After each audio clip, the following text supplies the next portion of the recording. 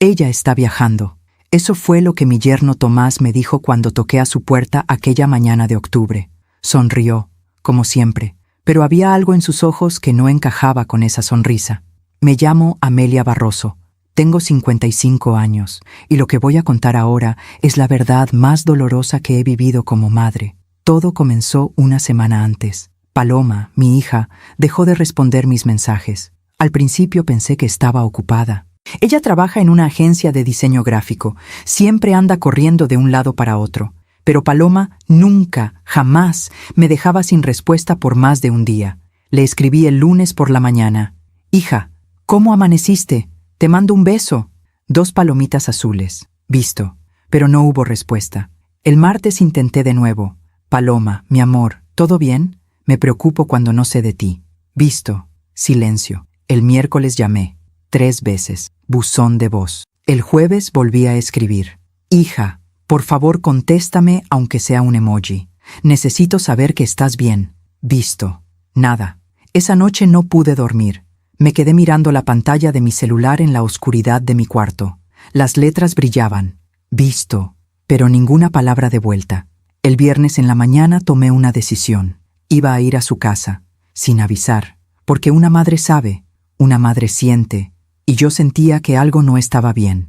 Conduje por la avenida Insurgentes con el corazón apretado. El tráfico estaba pesado como siempre, pero yo apenas lo notaba. Solo pensaba en esos mensajes sin respuesta, en esas llamadas que nunca contestó. Llegué a su colonia alrededor de las 11 de la mañana. Una zona tranquila, arbolada, con casas bonitas y portones blancos. Paloma y Tomás vivían ahí desde hace 2 años. Estacioné frente a la casa. El portón estaba cerrado. Toqué el timbre. Esperé. Volví a tocar. Entonces escuché pasos. La puerta se abrió. Y ahí estaba él, Tomás, mi yerno, sonriendo. «Amelia, qué sorpresa. ¿Todo bien?» «Vengo a ver a Paloma», dije. «No me ha contestado en toda la semana». Él se quedó callado por un segundo. Solo un segundo. Pero lo vi. Algo pasó por su mirada. «Ah, es que ella está viajando», dijo al fin, con esa misma sonrisa. «Se fue con unas amigas a Oaxaca. Ya sabes cómo es. De repente se le ocurre y se va. Me dijo que te avisaría». Me quedé mirándolo. «¿A Oaxaca?» Sí, fue de último momento. Ya sabes, quería desconectarse un poco del trabajo. Asentí despacio, pero algo en mi pecho no encajaba. Paloma nunca viajaba sin decirme. Nunca, y menos sin responder mis mensajes. «¿Y cuándo regresa?», pregunté. Creo que el lunes, o martes, no estoy seguro». Tomás seguía sonriendo, pero sus manos estaban tensas en el marco de la puerta. «Bueno», dije, «entonces le marco más tarde». Sí, claro. Le digo que te llamó». Me dio un beso en la mejilla. Olía a café y a algo más, algo que no pude identificar. Volví a mi coche. Metí la llave en el contacto, pero no arranqué. Me quedé ahí, sentada, mirando esa casa. Algo no estaba bien. A veces confiamos demasiado en quien no debemos, ¿verdad? ¿Tú también te has decepcionado de alguien que amabas? Cuéntame tu historia en los comentarios. Quiero leerte.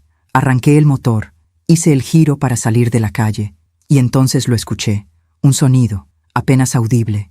Un gemido, apagado, ahogado. Venía de la garaje. Frené en seco. Mi corazón empezó a latir tan fuerte que sentí que iba a estallar. Ese sonido, ese gemido, no era normal. Apagué el motor. Me quedé ahí, con las manos en el volante, tratando de entender qué era lo que acababa de escuchar. ¿Había sido real? ¿O mi mente me estaba jugando una mala pasada? Cerré los ojos, respiré hondo y volví a escucharlo. Más claro esta vez, un gemido, débil, desesperado. Venía de adentro de la garaje. Algo en mi estómago se contrajo. Una sensación que solo las madres conocemos. Ese instinto que te grita que algo anda mal, que tu hija te necesita, que no puedes ignorar lo que está pasando, aunque todo el mundo te diga que estás exagerando. Abrí la puerta del coche muy despacio. Silencio. La calle estaba vacía. Solo se oía el canto de un pájaro en el árbol de enfrente y el ruido lejano del tráfico en la avenida. Caminé de regreso hacia la casa, pero esta vez no toqué el timbre. Esta vez rodeé la propiedad por el costado. Había una reja baja que dividía el jardín de la entrada lateral.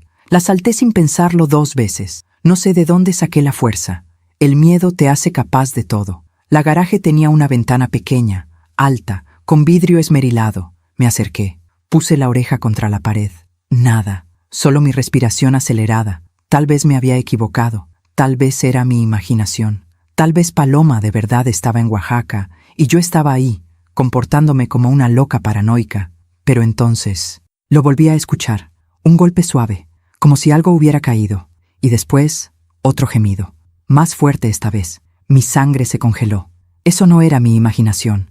Ahí adentro había alguien, y ese alguien necesitaba ayuda. Necesito que entiendas algo antes de seguir con esta historia. Paloma siempre fue una niña alegre, desde pequeña.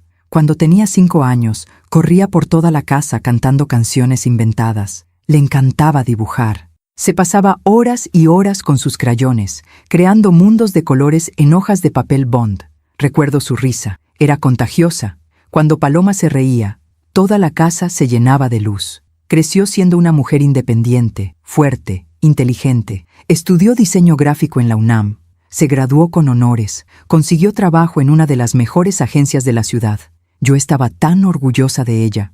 Y cuando conoció a Tomás, hace 4 años, pensé que había encontrado a la persona correcta. Él era atento, educado. Siempre llegaba a las reuniones familiares con flores para mí y con una botella de vino para compartir. Le gustaba cocinar. Los domingos venían a comer a mi casa y él ayudaba en la cocina, pelando papas, cortando cebolla, preguntándome por las recetas de mi madre. Doña Amelia tiene que enseñarme a hacer ese mole como usted, me decía con esa sonrisa suya. Y yo le creía todo, porque así somos las madres. Queremos creer que nuestras hijas están seguras, que eligieron bien, que el hombre que tienen a su lado las va a cuidar, proteger, amar como se merecen. Nunca vi señales de alarma. Nunca. Tomás nunca levantó la voz. Nunca fue grosero. Nunca vi un moretón en el cuerpo de mi hija. Nunca escuché una queja de ella. Todo parecía perfecto, demasiado perfecto quizá, pero yo no lo vi. No quise verlo, porque cuando amas a alguien, a veces cierras los ojos a lo que no quieres ver. Me quedé parada frente a ese garaje por lo que pareció una eternidad, pero probablemente fueron solo 30 segundos. 30 segundos en los que mi vida entera pasó frente a mis ojos. Todas las comidas familiares, todas las risas, todas las veces que Tomás me abrazó y me llamó Mamá Amelia, todas las veces que Paloma me dijo, Mamá, Tomás es el amor de mi vida. Todo eso se rompió en ese momento, porque una madre sabe. Y yo sabía que detrás de esa puerta mi hija no estaba en Oaxaca. Mi hija estaba en peligro. Saqué mi celular. Mis manos temblaban tanto que casi lo dejo caer. Abrí la aplicación de mensajes. Las conversaciones con Paloma seguían ahí. Todas mis preguntas sin respuesta. Todas esas letras que decían visto, pero que nunca fueron contestadas. Hija, ¿cómo amaneciste? Visto. Paloma, mi amor, ¿todo bien? Visto. Necesito saber que estás bien. Visto. Apagué la pantalla. Guardé el teléfono en mi bolsa. Y entonces hice algo que nunca imaginé que haría. Busqué la puerta de la garaje. Estaba cerrada con un candado, pero a un lado había una puerta lateral más pequeña, de madera, vieja, con pintura descascarada. La puerta del servicio que daba al jardín trasero. Giré la manija. Estaba abierta. Entré. El olor me golpeó primero. Humedad, aceite de motor, algo más, algo rancio que no pude identificar. La garaje estaba oscura. Solo entraba un hilo de luz por esa ventana alta que había visto desde afuera. Tardé unos segundos en acostumbrarme a la penumbra, y entonces la vi, en el rincón del fondo, sentada en el piso de cemento frío, con las manos atadas a la espalda, con cinta adhesiva en la boca, con el pelo revuelto y los ojos rojos de tanto llorar. Mi hija, mi Paloma, me miraba con una expresión que nunca voy a poder borrar de mi memoria, una mezcla de terror, alivio, vergüenza y súplica. Mis piernas fallaron. Caí de rodillas. El aire se me escapó de los pulmones como si alguien me hubiera dado un golpe en el pecho. Paloma, susurré. Ella intentó hablar, pero el sonido salió ahogado por la cinta. Sacudió la cabeza desesperadamente. Sus ojos me rogaban algo que yo no entendía en ese momento. Me arrastré hacia ella. Mis manos temblaban tanto que apenas podía coordinar los movimientos. Pero antes de tocarla, antes de quitarle esa cinta de la boca, algo en mi cabeza hizo clic. Evidencia. Necesitaba evidencia. Saqué mi celular de nuevo, esta vez con un propósito claro. Abrí la cámara y grabé. Grabé todo: la garaje oscura, las cuerdas en sus muñecas, la cinta en su boca, su ropa arrugada, sus pies descalzos en el suelo de cemento, el terror en sus ojos. «Paloma, mi amor, ya llegué», le dije mientras grababa, la voz quebrándose. «Ya estás a salvo, mamá está aquí».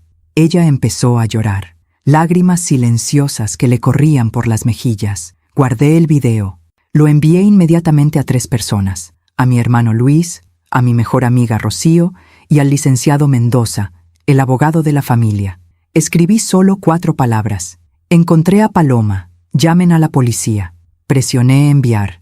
Y solo entonces, solo cuando supe que había pruebas de lo que estaba viendo, solo cuando supe que aunque Tomás regresara ya no podría negar nada, solo entonces me acerqué a mi hija. Le quité la cinta de la boca con cuidado. Ella tomó aire como si hubiera estado bajo el agua por horas. «Mamá», susurró. Su voz era ronca, rota, dolorida. «Shh, mi amor, ya todo va a estar bien». Empecé a desatar las cuerdas de sus muñecas. Estaban tan apretadas que le habían dejado marcas rojas en la piel. «¿Cuánto tiempo llevas aquí?», pregunté, aunque no estaba segura de querer saber la respuesta. Ella tragó saliva, cerró los ojos. 5 días, dijo al fin. 5 días, 5 días en los que yo estuve enviándole mensajes. 5 días en los que Tomás vio esos mensajes desde el teléfono de ella y no respondió. 5 días en los que mi hija estuvo atada, amordazada, sola, en la oscuridad de esta garaje, mientras yo seguía con mi vida normal, mientras yo pensaba que tal vez estaba ocupada en el trabajo, mientras yo me decía a mí misma que no debía ser tan insistente, que ya era una adulta, que tenía su propia vida. La culpa me atravesó como un cuchillo. «Perdóname», le dije, «perdóname por no haber venido antes». Paloma negó con la cabeza. Me abrazó con la poca fuerza que le quedaba. «No es tu culpa, mamá. Tú me salvaste». Nos quedamos así, abrazadas en el suelo de esa garaje horrible, llorando juntas, mientras afuera el mundo seguía girando como si nada. Mientras cuento todo esto, pienso en dónde estarás escuchándome. Escribe el nombre de tu ciudad en los comentarios. Quiero saber que no estoy sola en esto. A lo lejos, escuché el sonido de sirenas acercándose. El licenciado Mendoza había sido rápido. La policía venía en camino, pero entonces escuché otra cosa. Pasos, en la casa. La puerta que conectaba la garaje con el interior se abrió, y ahí, recortado contra la luz del pasillo, estaba Tomás. Nos miró, y en sus ojos ya no había sonrisa. Solo había algo frío, vacío, peligroso. El tiempo se detuvo. Tomás estaba ahí, parado en el marco de la puerta, mirándome. No dijo nada. Yo tampoco. Solo nos quedamos así, congelados en ese momento imposible, mientras las sirenas se escuchaban cada vez más cerca. Paloma se aferró a mí con más fuerza. Sentí cómo su cuerpo temblaba contra el mío. «Mamá», susurró. «Tranquila, mi amor. No te va a tocar», dije, aunque no sabía si era verdad. Tomás dio un paso hacia nosotras, uno solo, pero fue suficiente para que mi corazón se acelerara de una manera que nunca había sentido. Era miedo puro, miedo animal. El miedo que siente una madre cuando sabe que su hija está en peligro y ella es la única barrera entre ese peligro y su niña. «Amelia», dijo al fin. Su voz sonaba extraña, plana, sin emoción. «No te acerques», le dije. Mi voz salió más firme de lo que esperaba. Me puse de pie. Me coloqué entre él y Paloma. «Amelia, esto no es lo que parece», continuó, dando otro paso. «¿No es lo que parece?», repetí, y algo dentro de mí se rompió. «¿No es lo que parece, Tomás? Tu esposa lleva 5 días atada en esta garaje». Ella estaba enferma. Estaba diciendo cosas sin sentido. Necesitaba protegerla de sí misma. Me quedé mirándolo. ¿Protegerla? ¿Así llamaba a esto? Las sirenas ya estaban en la calle. Escuché portazos, voces, pasos corriendo hacia la casa. Tomás también las escuchó. Vi cómo su expresión cambiaba. El control que había intentado mantener se desmoronó en segundos. Su rostro pasó de esa calma antinatural a algo parecido al pánico. «No debiste venir», dijo, y ahora su voz sonaba diferente. Había rabia en ella. «No debiste meterte en esto. Soy su madre», le dije, «y voy a meterme en todo lo que tenga que ver con mi hija». La puerta principal de la casa se abrió con un golpe seco. «¡Policía! ¡Identifíquense!». «Aquí», grité. «Estamos en la garaje». Tomás me miró una última vez, y en esa mirada vi algo que me heló la sangre. No era arrepentimiento, no era culpa, era resentimiento, como si yo fuera la culpable de arruinar algo que él consideraba perfecto. 2 policías entraron a la garaje con las armas desenfundadas. Detrás de ellos venía una mujer paramédico con un maletín. «Manos arriba», le ordenó uno de los policías a Tomás. Él obedeció, despacio, sin decir nada. Lo esposaron ahí mismo, mientras yo seguía abrazando a Paloma. La paramédico se acercó a nosotras. «Señora, necesito revisar a su hija», dijo con voz amable. Asentí. Me hice a un lado. Paloma seguía temblando. La paramédico le habló con suavidad mientras le revisaba las muñecas, el cuello, la presión arterial. «Está deshidratada», dijo. «Necesitamos llevarla al hospital». «Yo voy con ella», dije inmediatamente. «Por supuesto». Mientras preparaban a Paloma para trasladarla, un detective se acercó a mí. Era un hombre mayor, con el pelo canoso y expresión seria. «Señora Barroso, soy el detective Ramírez. Necesito que me cuente exactamente qué pasó». Le conté todo. Desde los mensajes sin respuesta hasta el gemido que escuché. Le mostré el video que había grabado. Le enseñé las conversaciones en mi celular. Todas esas palabras sin respuesta. Él tomaba notas en una libreta pequeña. «Hizo lo correcto al grabar», dijo. «Esa evidencia es crucial. ¿Qué va a pasar con él?», pregunté mirando hacia donde se llevaban a Tomás esposado. «Va a ser procesado. Con la evidencia que tenemos, no va a salir pronto». Pero algo en su tono me hizo dudar. «¿Pero?», el detective suspiró. «Pero estos casos son complicados, señora. Él va a contratar un buen abogado. Van a intentar argumentar crisis psicológica, trastorno mental temporal, quién sabe qué otras cosas. El sistema no siempre funciona como debería». Sentí cómo la rabia crecía en mi pecho. «¿Me está diciendo que después de lo que le hizo a mi hija, puede quedar libre?». «No dije eso. Solo digo que el proceso va a ser largo y difícil. Su hija va a tener que declarar, testificar, revivir todo esto». Miré a Paloma. La estaban subiendo a una camilla. Se veía tan pequeña, tan frágil, tan rota. «Ella va a hacer lo que tenga que hacer», dije, «y yo voy a estar con ella en cada paso». El detective asintió. «Eso es lo que necesita. Ahora váyanse al hospital. Mañana necesito que vengan a la delegación para hacer la declaración formal». En la ambulancia, Paloma se quedó dormida. Yo me senté a su lado, sosteniendo su mano, mirando su rostro. Y por primera vez desde que esto empezó, permití que mi mente procesara lo que acababa de pasar. Mi hija, mi niña, la misma que corría por la casa cantando canciones inventadas, la misma que se graduó con honores, la misma que me decía: «Mamá, Tomás es el amor de mi vida». Había estado 5 días atada en una garaje oscura, 5 días sin agua suficiente, sin comida, sin baño, sin dignidad. Y yo había estado en mi casa, viviendo mi vida normal, esperando que me contestara un mensaje. La culpa me asfixiaba. ¿Cómo no lo vi? ¿Cómo no me di cuenta antes? ¿Qué clase de madre era yo? Cerré los ojos, respiré hondo, y entonces recordé algo que había pasado hace 6 meses. Fue un domingo. Paloma y Tomás habían venido a comer, como siempre. Yo había preparado pozole, el platillo favorito de mi hija. Estábamos en la mesa, comiendo, platicando, riendo. Paloma estaba contando una anécdota de su trabajo, algo sobre un cliente difícil que había cambiado el diseño 5 veces. Y entonces le dije: «Señor, o decide lo que quiere o busca otro diseñador, porque yo no tengo tiempo para esto», decía riendo. Tomás no se rió. Se quedó mirándola con una expresión que no supe leer en ese momento. «¿Le dijiste eso?», preguntó. «Pues sí, ya estaba harta», respondió Paloma todavía sonriendo. «No me parece profesional», dijo Tomás. El tono de su voz cambió. Se puso frío. Paloma dejó de sonreír. «Bueno, tú no estabas ahí.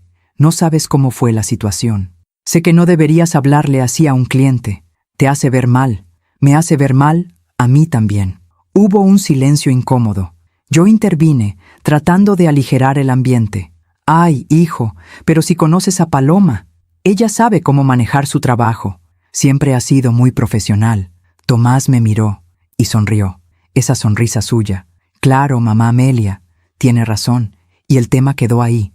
Paloma siguió comiendo en silencio. Yo pensé que no era nada, solo una pequeña discusión de pareja, algo normal. Pero ahora, sentada en esa ambulancia, sosteniendo la mano de mi hija dormida.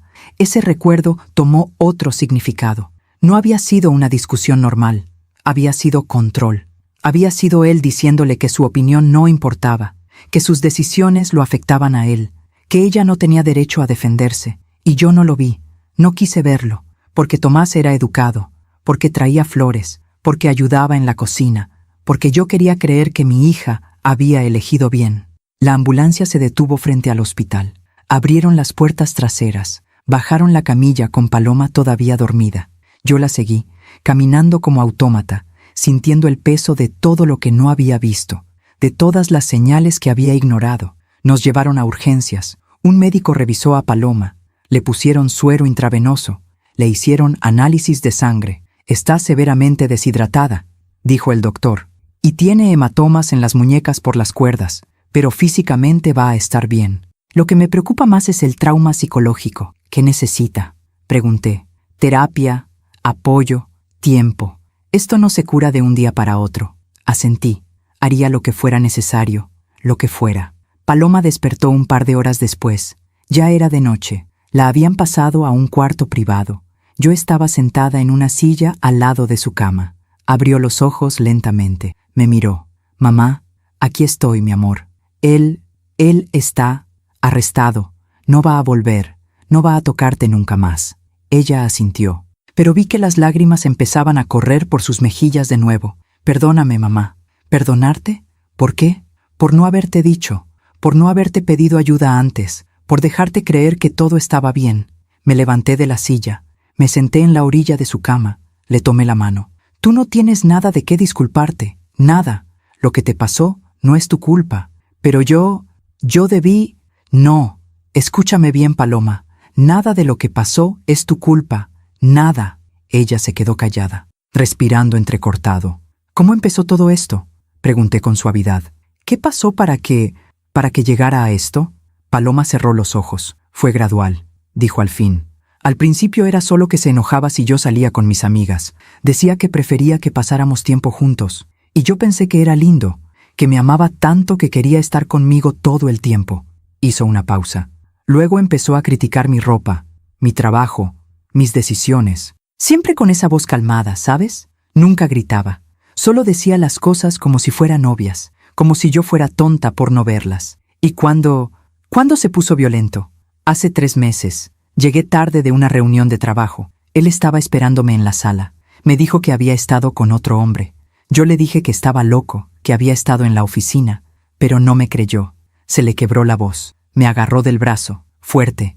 Me dejó moretones, y después lloró. Me pidió perdón. Me dijo que me amaba tanto que la idea de perderme lo volvía loco, que nunca más iba a pasar. Pero sí pasó de nuevo. Sí. Y cada vez era peor. Hasta que hace una semana se detuvo. Respiró hondo. Hace una semana le dije que quería el divorcio. Mi corazón se detuvo. ¿Y qué hizo él? Me dijo que nunca iba a dejarme ir, que prefería verme muerta antes que con otro hombre. Y esa misma noche, me drogó. Puso algo en mi café. Cuando desperté, estaba en la garaje, atada. Y él estaba ahí, mirándome, diciéndome que iba a aprender a ser una buena esposa. No pude contener las lágrimas. Mi niña, mi Paloma, había pasado por todo esto sola, y yo no lo sabía. Él respondía mis mensajes desde mi celular, continuó, para que nadie sospechara. Solo los abría, para que vieras que los había visto, pero nunca contestaba. Decía que así tú ibas a preocuparte lo suficiente para venir, y cuando vinieras, te diría que yo estaba de viaje, y tú le creerías, porque tú siempre le creíste. Tenía razón.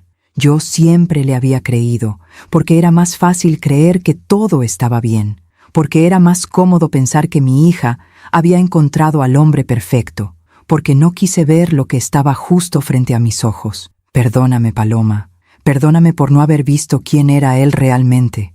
No sabías, mamá. Él era muy bueno ocultándolo. Nos quedamos en silencio un rato largo. Afuera, la noche de la ciudad seguía su curso normal. Coches pasando. Gente viviendo sus vidas. El mundo giraba como siempre. Pero para nosotras, todo había cambiado. Aún me pregunto si hice lo correcto al entrar a esa garaje sin avisar a la policía primero. ¿Y tú? ¿Qué habrías hecho en mi lugar? Cuéntamelo en los comentarios. Mamá, dijo Paloma de pronto.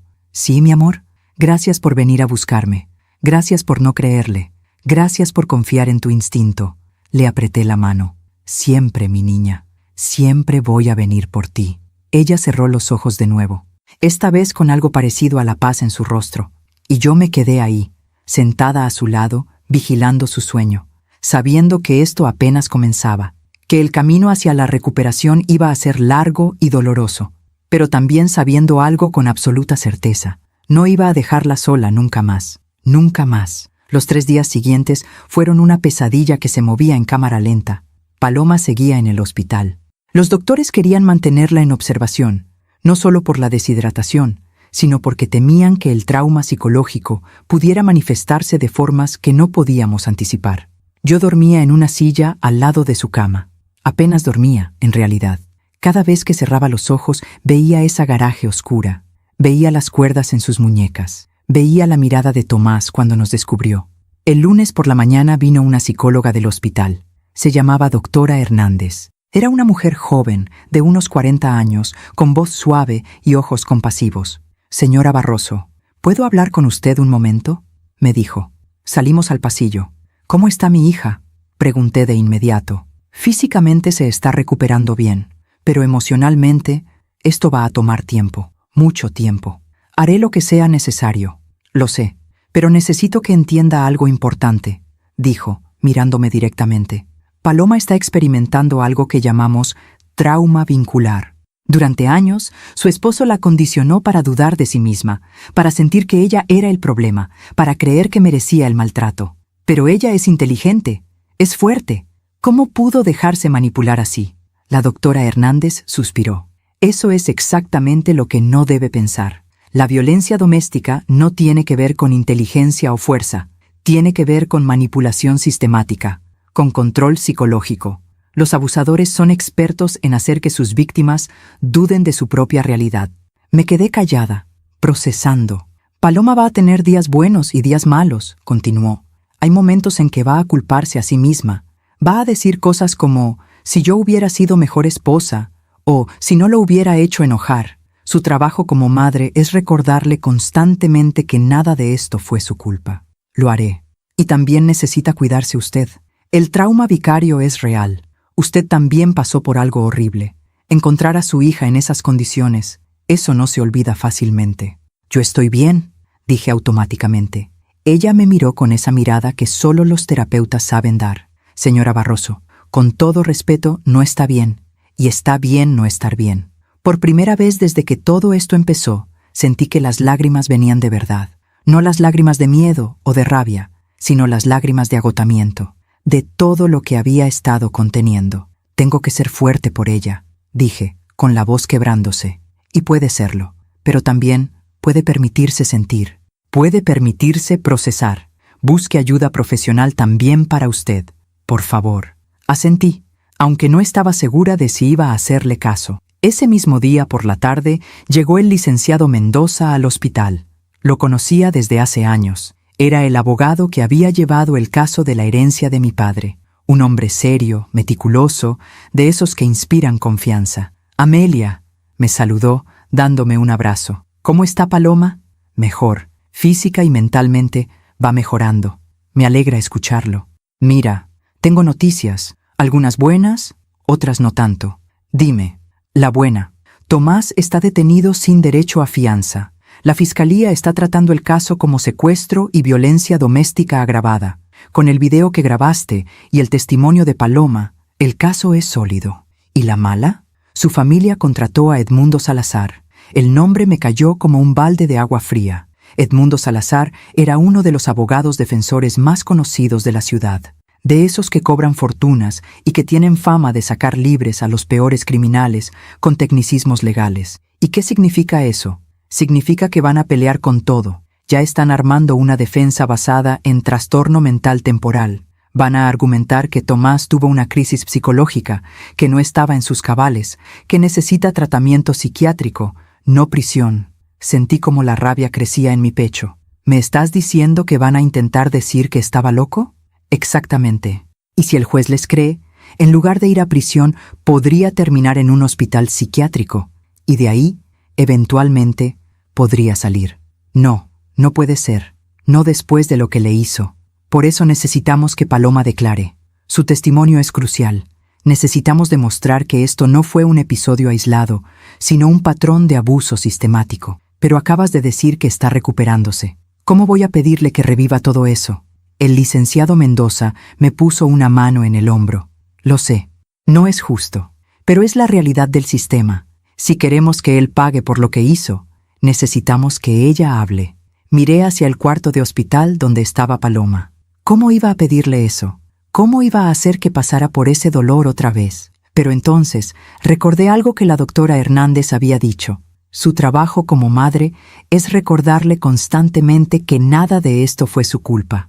Y para hacer eso, para que ella entendiera que no tenía la culpa, necesitábamos que la justicia funcionara. Necesitábamos que él pagara. Hablaré con ella, dije finalmente. Esa noche, cuando los doctores se fueron y el hospital quedó en silencio, me senté al lado de la cama de Paloma. Ella estaba despierta, mirando el techo. ¿No puedes dormir?, le pregunté. Cada vez que cierro los ojos, lo veo, dijo en voz baja. Veo su cara cuando entraba a la garaje. Veo la oscuridad. Escucho el sonido de sus pasos. Va a pasar, mi amor. Con tiempo y terapia va a pasar. ¿Tú crees? Lo sé. Se quedó callada un momento. Mamá, ¿puedo preguntarte algo? Lo que sea. ¿Por qué no lo vi? ¿Por qué no me di cuenta antes de que era así? Y ahí estaba. La pregunta que yo misma me había hecho 100 veces. Porque él no quería que lo vieras, dije. Porque era muy bueno ocultándolo. Porque el abuso no empieza con golpes, empieza con palabras. Con pequeños comentarios que te hacen dudar de ti misma. ¿Te acuerdas de ese domingo?, preguntó de repente, cuando conté la historia del cliente difícil, y Tomás se enojó. Sí, me acordé de eso hace unos días. Esa noche, cuando volvimos a casa, me dijo que lo había avergonzado, que había quedado como una mujer agresiva frente a ti, que debía aprender a controlar mi lengua. Se le quebró la voz, y yo le creí, mamá. Le pedí perdón. Le prometí que iba a ser más cuidadosa con lo que decía. Paloma, y eso fue solo el principio. Después vino todo lo demás. Las críticas a mi ropa. Ese vestido es muy provocador. ¿Para quién te arreglas así? Las preguntas cada vez que llegaba del trabajo. ¿Por qué tardaste tanto? ¿Con quién estuviste hablando? La revisión de mi celular. Los celos constantes. ¿Y tú qué hacías? Al principio me defendía. Le decía que estaba exagerando. Pero él siempre tenía una explicación que sonaba lógica. Es que te amo tanto que no soporto la idea de perderte. Es que soy celoso porque eres tan hermosa que todos te miran. Y yo pensaba que eran demostraciones de amor. Cerró los ojos, hasta que dejaron de ser solo palabras, hasta que me empujó por primera vez. Fue un empujón pequeño, ni siquiera me caí. Pero después vino otro, y cada vez me pedía perdón. Lloraba. Me juraba que nunca más iba a pasar, y yo le creía. ¿Por qué no me dijiste? Porque me daba vergüenza, mamá. Porque tú siempre me habías enseñado a ser fuerte, independiente. Tú criaste a una mujer que no se dejaba de nadie, y ahí estaba yo, permitiendo que mi esposo me tratara así. ¿Cómo iba a decirte? ¿Cómo iba a admitir que había fallado? Las lágrimas corrían por mis mejillas. Tú no fallaste. Él te manipuló. Pero yo debí verlo. Debí ser más fuerte. No, escúchame bien. Le tomé el rostro entre mis manos. Tú no fallaste. Tú no eres débil. Tú eres una sobreviviente. Saliste viva de esto. Y eso requiere más fuerza de la que la mayoría de la gente tiene. Ella se abrazó a mí y lloró. Lloró como no había llorado en días. Y yo la sostuve, como cuando era niña y se caía de la bicicleta. O cuando la rechazaban en la escuela. O cuando se le rompía el corazón por primera vez. Solo que esto era diferente. Esto era peor que cualquier rodilla raspada o corazón roto adolescente. Esto era un trauma que iba a tardar años en sanar, si es que alguna vez sanaba completamente. Cuando se calmó un poco, le dije, Paloma, necesito hablar contigo sobre algo importante. ¿Qué pasa? El licenciado Mendoza vino hoy. La familia de Tomás contrató a un abogado muy bueno. Van a argumentar que tuvo una crisis mental, que no estaba en sus cabales. Vi cómo su rostro palidecía. ¿Y eso qué significa? Que necesitamos tu testimonio. Necesitamos que declares, que cuentes todo lo que pasó, desde el principio hasta ahora, para demostrar que esto no fue un episodio aislado, sino un patrón. No puedo, dijo inmediatamente. No puedo pararme frente a él y hablar de esto. Lo sé, mi amor, sé que es difícil, pero es la única manera de asegurarnos de que pague por lo que hizo. ¿Y si no le creen? ¿Y si piensan que estoy exagerando? ¿Y si le van a creer? Porque yo voy a estar ahí. El licenciado Mendoza va a estar ahí. Y tenemos evidencia. Tenemos el video que grabé. Tenemos los reportes médicos. Tenemos todo lo que necesitamos. Ella se quedó callada un largo rato. Tengo miedo, mamá. Lo sé. Yo también tengo miedo. Pero vamos a hacer esto juntas. Asintió despacio. Está bien. Voy a declarar. Voy a contar todo. La abracé de nuevo. Mi niña valiente. Mi Paloma. Al día siguiente nos dieron de alta del hospital. Paloma no quería volver a la casa que había compartido con Tomás. Por supuesto que no. Solo la idea le provocaba ataques de pánico. «Vienes a vivir conmigo», le dije. «Tu cuarto sigue igual. Todo está como lo dejaste. ¿Estás segura? No voy a dejarte sola, Paloma. Nunca más». Llegamos a mi casa al atardecer. Era una casa pequeña, en una colonia tranquila de Coyoacán. La misma casa donde ella había crecido. La misma casa donde había aprendido a caminar, a leer, a soñar. La acompañé a su cuarto. Efectivamente, todo estaba igual. Los pósters de sus grupos favoritos de cuando era adolescente, los libros en el librero, la colcha azul que había elegido a los 15 años. Se sentó en la cama, pasó la mano por la colcha. «Me siento como si tuviera 15 años otra vez», dijo con una sonrisa triste. «En cierto modo, estás empezando de nuevo», le dije. «Pero esta vez no estás sola. Esa noche preparé su cena favorita, enchiladas verdes con pollo, las mismas que le hacía cuando era niña y se sentía triste. Comimos en silencio, pero era un silencio cómodo. El silencio de dos mujeres que habían pasado por el infierno juntas y habían salido del otro lado. Después de cenar, mientras lavaba los platos, sonó mi celular. Era un número desconocido. Dudé si contestar, pero algo me hizo hacerlo. «Bueno, señora Barroso, buenas noches. Habla la doctora Ruiz. Soy psiquiatra del Reclusorio Norte». Mi corazón se aceleró. «¿Sí? Llamo para informarle que Tomás Vega ha intentado suicidarse esta noche. Está estable, pero necesitábamos notificarle como familiar más cercana de la víctima». «Víctima». Llamaban a Paloma la víctima. ¿Y por qué me llama a mí? Su hija aparece como contacto de emergencia, pero entendemos que ella no está en condiciones de recibir esta información. Por eso la contactamos a usted. Entiendo. ¿Qué necesitan? Nada por el momento. Solo que estén informadas. El intento no fue exitoso. Está bajo vigilancia psiquiátrica. ¿Esto cambia algo legalmente? Hubo una pausa. No soy abogada, señora, pero sí, podría afectar el caso. Podría fortalecer el argumento de trastorno mental. Por supuesto. Claro que sí. Gracias por informar, dije, y colgué. Me quedé ahí parada, con el teléfono en la mano. ¿Había sido real el intento de suicidio? ¿O había sido una estrategia? ¿Una manera de reforzar la defensa de crisis mental? No lo sabía. Y honestamente no me importaba. Lo único que me importaba era que mi hija estaba a salvo. Y que, pasara lo que pasara con Tomás, yo iba a asegurarme de que Paloma tuviera la vida que merecía. Una vida sin miedo. Una vida sin dolor. Una vida libre.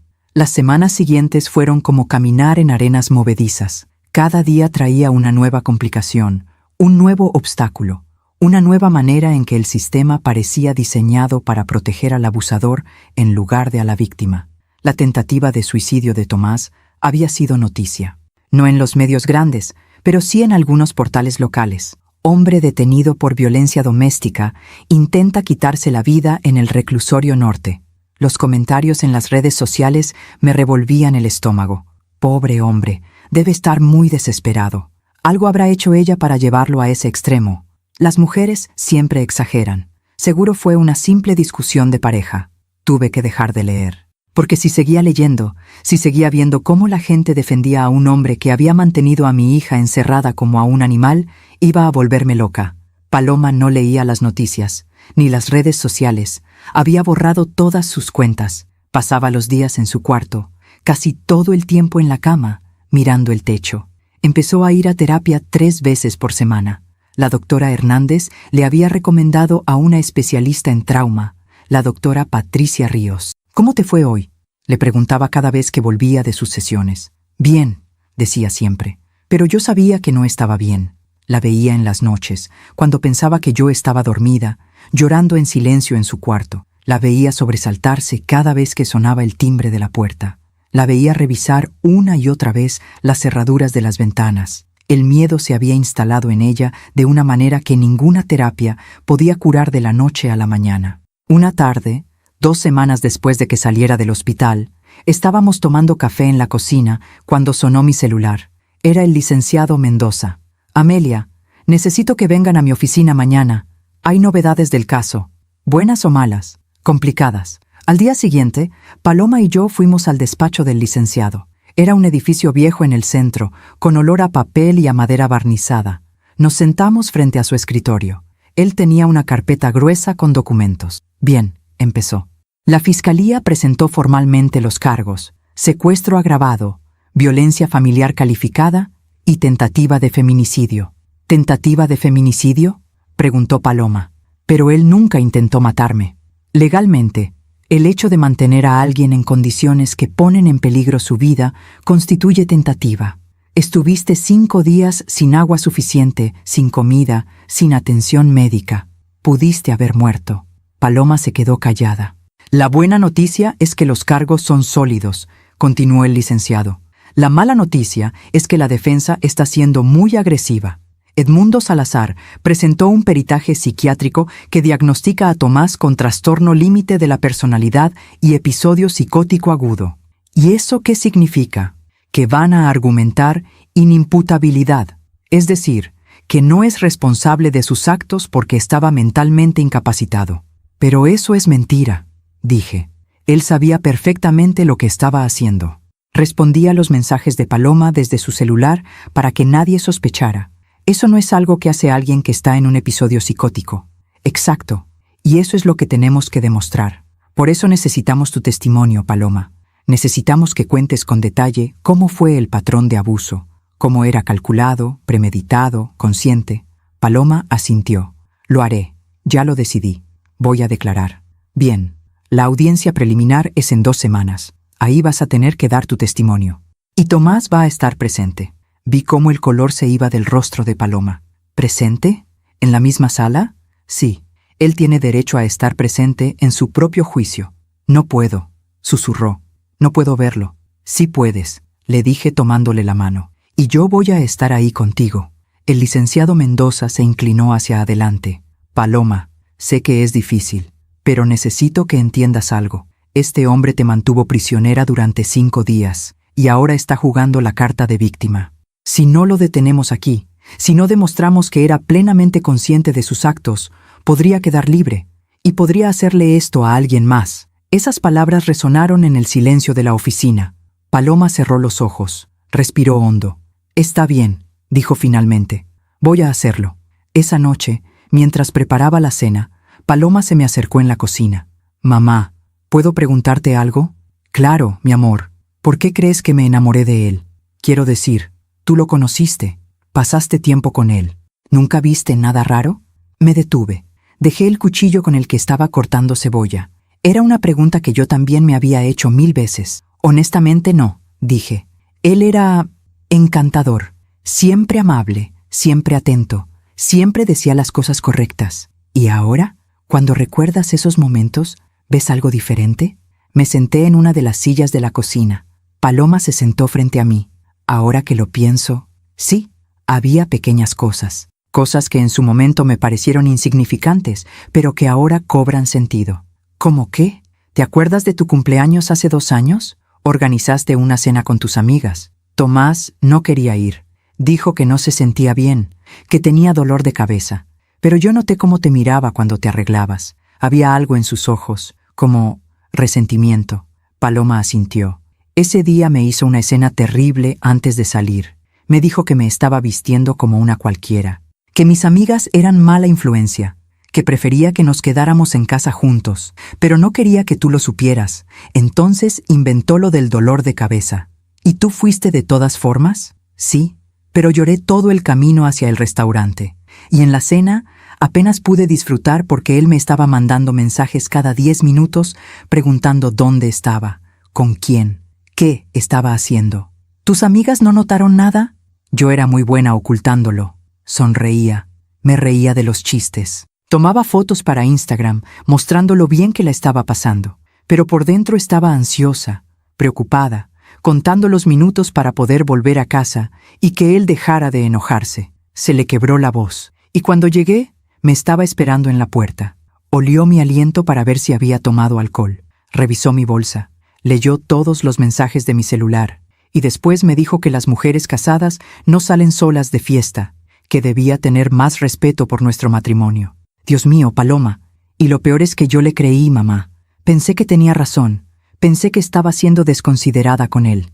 Así que dejé de salir con mis amigas, dejé de ir a esas cenas, dejé de responder sus llamadas. Y ellas pensaron que me había vuelto una de esas mujeres que se olvidan de sus amigas cuando se casan.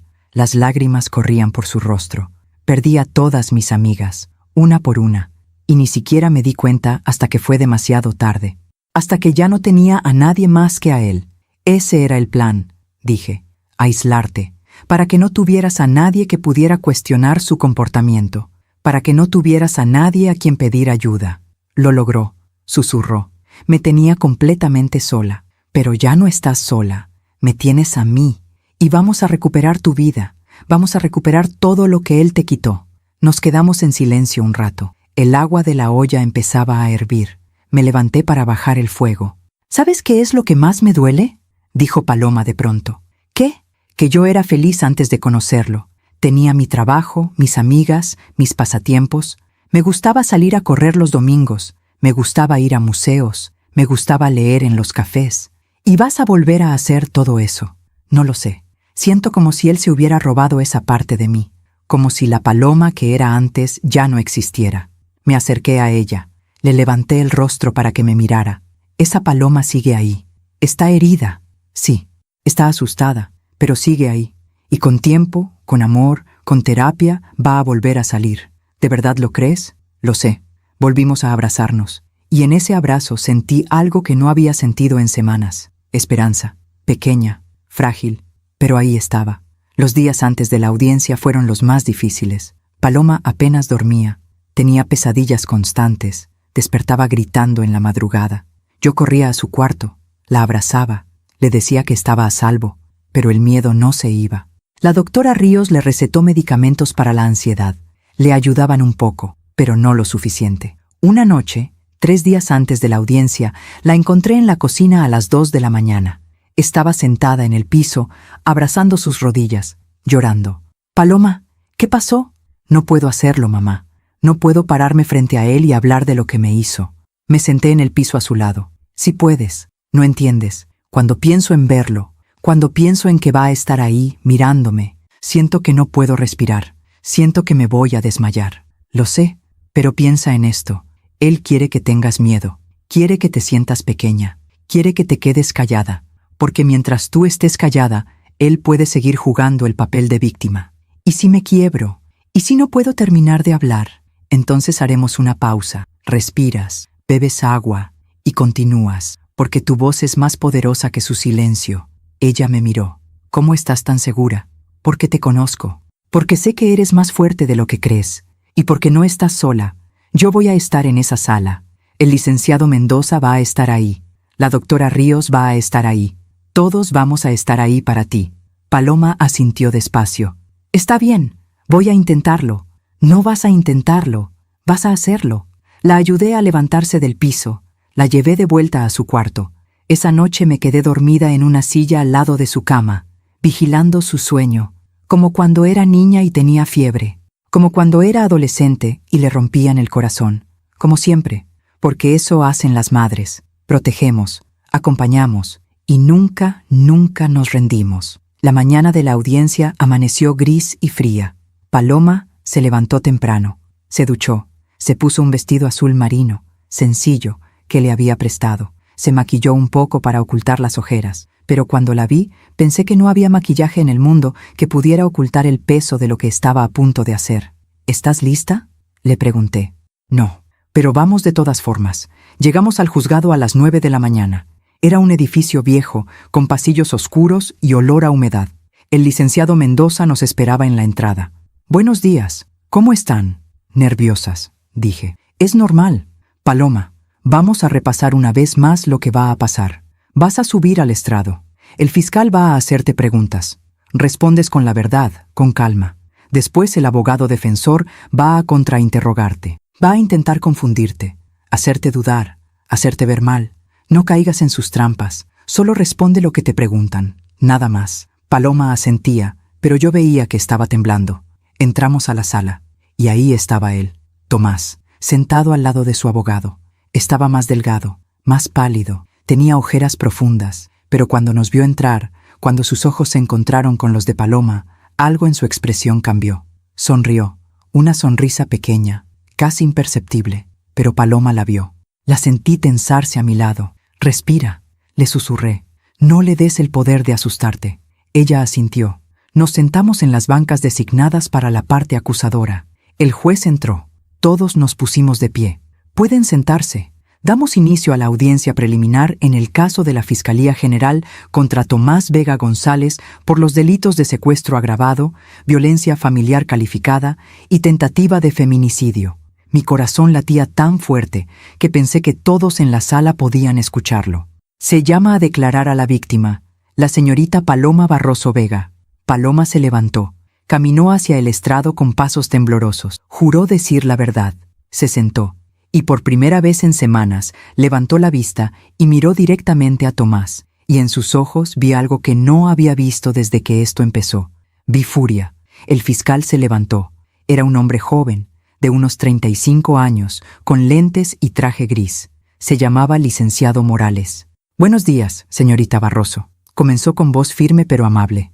«Sé que esto es difícil para usted. Vamos a ir paso por paso, ¿de acuerdo?» Paloma asintió. «Para el registro, ¿puede decirnos su nombre completo?» «Paloma Barroso Vega». «¿Y cuál es su relación con el acusado?» Era mi esposo». «¿Cuánto tiempo estuvieron casados?» «2 años, pero fuimos pareja durante 4 años en total». «Entiendo». «Señorita Barroso, ¿puede contarnos con sus propias palabras qué sucedió el día 22 de octubre del año en curso?» Paloma respiró hondo. Yo estaba sentada en la primera fila, directamente en su línea de visión. Nuestras miradas se encontraron. Le di un pequeño asentimiento. «Tú puedes», le dije sin palabras. Fue un viernes», comenzó, con voz temblorosa. «Yo había llegado del trabajo alrededor de las 6 de la tarde. Tomás estaba en casa.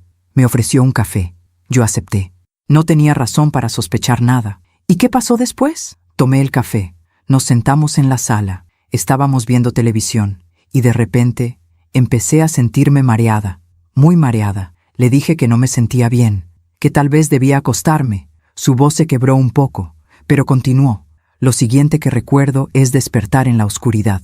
No podía mover mis manos, tenía algo en la boca, no podía gritar. Tardé unos segundos en darme cuenta de dónde estaba. Estaba en la garaje, sentada en el piso de cemento, con las manos atadas a la espalda y cinta adhesiva en la boca. Un murmullo recorrió la sala. El juez golpeó su mazo. Orden en la sala. El fiscal continuó. «¿Qué hizo usted cuando se dio cuenta de su situación?» Intenté gritar, pero la cinta no me dejaba. Intenté mover las manos, pero las cuerdas estaban muy apretadas. Entré en pánico. Pensé que me iba a morir ahí. Las lágrimas empezaron a correr por su rostro, pero su voz se mantuvo firme. «¿Cuánto tiempo estuvo en esa situación?»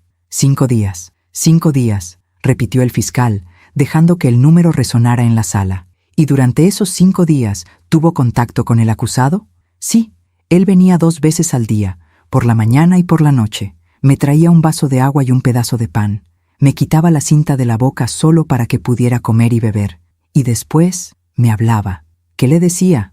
Paloma cerró los ojos. Me decía que esto era por mi bien, que yo necesitaba aprender, que las esposas no abandonan a sus maridos, que yo había sido egoísta al pedirle el divorcio, que él me amaba demasiado para dejarme ir.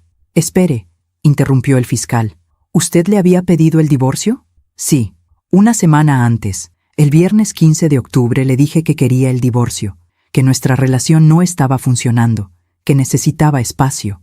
¿Y cómo reaccionó él? Se quedó muy callado, demasiado callado. Me dio miedo esa calma, y me dijo: «Nunca voy a dejarte ir, Paloma. Prefiero verte muerta». Otro murmullo en la sala. «Pensé que solo estaba enojado», continuó Paloma. «Pensé que eventualmente lo aceptaría, pero una semana después me drogó y me encerró. Señorita Barroso, antes de este incidente, ¿había existido violencia en su relación? Paloma miró hacia abajo. Sus manos temblaban. Sí. ¿Puede darnos ejemplos? Al principio era solo verbal. Me criticaba constantemente. Mi ropa, mi trabajo, mis amigas, mi forma de hablar. Después se volvió control. Revisaba mi celular todos los días. Quería saber dónde estaba en cada momento. Me llamaba 10, 15 veces al día si no le contestaba inmediatamente. ¿Y físicamente? La primera vez que me empujó fue hace 6 meses. Yo había llegado tarde del trabajo. Él me estaba esperando en la puerta. Me acusó de estar con otro hombre. Yo traté de explicarle que había habido una junta de último momento, pero no me creyó. Me empujó contra la pared. No fue un empujón fuerte. No me lastimó, pero me asustó. ¿Qué pasó después de ese primer empujón? Lloró. Me pidió perdón. Me dijo que me amaba tanto que la idea de perderme lo volvía loco. Me prometió que nunca más iba a pasar. Y yo le creí. ¿Pero sí volvió a pasar? Sí, con más frecuencia. Y cada vez era peor. Hasta que hace 3 meses me dio una bofetada. Y después otra. Y después empezó a agarrarme del brazo tan fuerte que me dejaba moretones. ¿Reportó estos incidentes a la policía? Paloma negó con la cabeza. No. ¿Por qué no? Porque tenía miedo. Porque me sentía avergonzada. Porque él me había convencido de que era mi culpa. Que si yo fuera mejor esposa, si no lo hiciera enojar, nada de esto pasaría. Se limpió las lágrimas. ¿Y por qué? Porque cuando no estaba enojado, era el hombre más encantador del mundo. Me traía flores, me cocinaba, me decía que me amaba, y yo quería creer que esa era su verdadera personalidad, que la violencia era solo un error, algo temporal. Pero no era temporal. No, empeoraba cada vez más, hasta que le pedí el divorcio. Y entonces me encerró. El fiscal asintió. Señorita Barroso, cuando su madre la encontró en la garaje, ¿qué fue lo primero que pensó? Pensé, gracias a Dios, pensé que iba a morir ahí, que nadie me iba a encontrar. Y entonces apareció mi mamá, y supe que estaba a salvo. Me limpié las lágrimas. Mi pecho dolía de tanto contener el llanto. Una última pregunta, señorita Barroso. ¿Cree usted que el acusado sabía lo que estaba haciendo cuando la encerró? Objeción, saltó Edmundo Salazar, el abogado defensor. Esa pregunta pide especulación.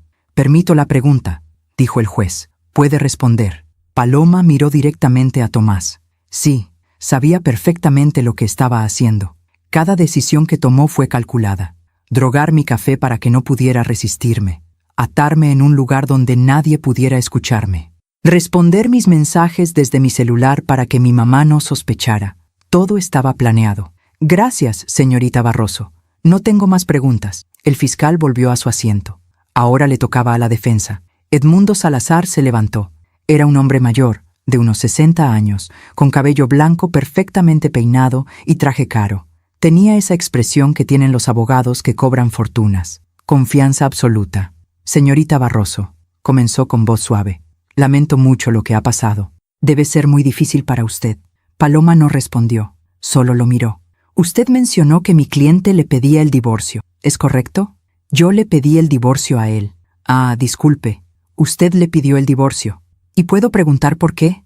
Ya lo expliqué, porque había violencia en la relación. Entiendo, pero antes de esa semana, ¿había expresado su deseo de divorciarse?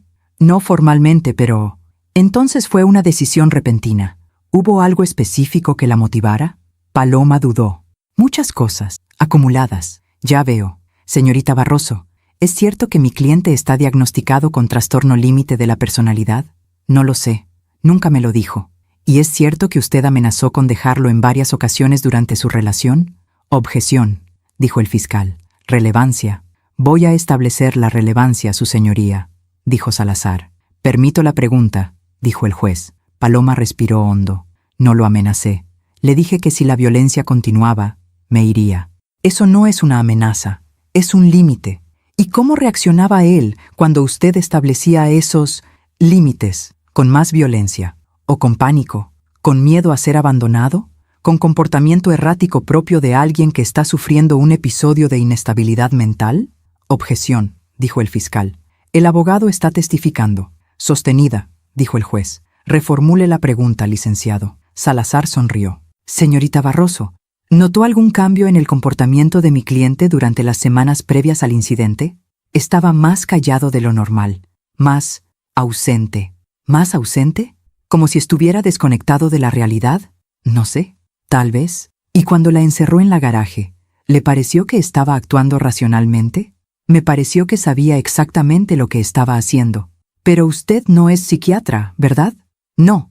Entonces no puede diagnosticar si mi cliente estaba o no en sus cabales. Puedo saber cuando alguien me está lastimando deliberadamente. Objeción, dijo Salazar. La testigo está siendo argumentativa. Sostenida, dijo el juez. Señorita Barroso, por favor, limite sus respuestas a las preguntas. Salazar caminó hacia su mesa. Tomó un documento. Señorita Barroso, tengo aquí mensajes de texto entre usted y mi cliente. ¿Puedo leerle algunos? Objeción, saltó el fiscal. ¿De dónde obtuvo esos mensajes? Del celular de mi cliente, que fue incautado como evidencia. Estos mensajes son parte del expediente. Permito que se lean, dijo el juez. Salazar se aclaró la garganta. Mensaje del 3 de octubre. Usted escribió: Tomás, necesito espacio. Me estás asfixiando. ¿Es correcto? Sí. Y el 5 de octubre. No sé si puedo seguir con esto. Necesito pensar. ¿También correcto? Sí. Y el 12 de octubre. Creo que deberíamos separarnos, ¿verdad? Sí. Entonces, durante las 2 semanas previas al incidente, usted estuvo constantemente amenazando con dejarlo. No estaba amenazando. Estaba expresando mis sentimientos. Pero para alguien con trastorno límite de la personalidad, alguien para quien el abandono es el mayor temor, esos mensajes podrían ser devastadores, podrían desencadenar una crisis psicológica. ¿No lo cree posible? No justifico lo que hizo. No le estoy pidiendo que lo justifique. Le estoy preguntando si es posible que mi cliente, en un estado de crisis mental, actuara de manera irracional. Él sabía lo que hacía. Eso es su opinión. Pero la ciencia psiquiátrica dice otra cosa. Salazar regresó a su asiento. No tengo más preguntas. Paloma bajó del estrado. Estaba temblando. Volvió a sentarse a mi lado. Le tomé la mano. Lo hiciste muy bien, le susurré. Pero ella negó con la cabeza. Me hizo ver como si yo tuviera la culpa. No, tú dijiste la verdad. Eso es lo único que importa. El juez llamó al siguiente testigo, la doctora Ruiz, la psiquiatra del reclusorio. Ella explicó el estado mental de Tomás cuando intentó suicidarse. Habló de su diagnóstico, de su tratamiento. Todo sonaba muy convincente, demasiado convincente. Después vino el perito de la defensa, un psiquiatra privado que había evaluado a Tomás. En mi opinión profesional, dijo, el señor Vega estaba experimentando un episodio psicótico, disociativo, en el momento de los hechos. No tenía plena conciencia de sus actos. Actuó bajo un impulso patológico derivado de su trastorno de personalidad. ¿Y cómo explica el hecho de que respondiera mensajes desde el celular de la víctima?, preguntó el fiscal. Eso requiere planificación. El comportamiento automático puede ocurrir incluso durante episodios disociativos. Es como estar en piloto automático. ¿En piloto automático durante 5 días? Es posible. No podía creer lo que estaba escuchando. Este hombre estaba vendiendo una historia que haría que Tomás quedara libre, y el juez parecía estar comprándola.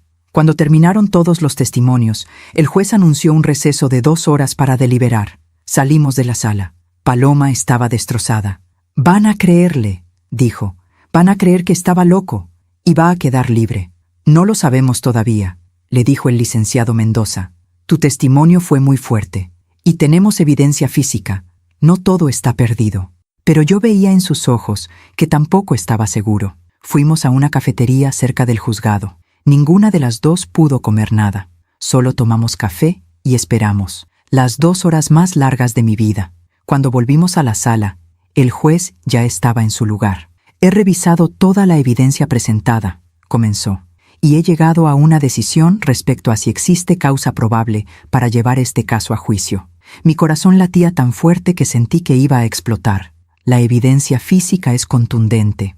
El video grabado por la señora Barroso muestra claramente a la víctima en condiciones deplorables. Los reportes médicos confirman deshidratación severa y marcas de ligaduras. El testimonio de la víctima es consistente y creíble.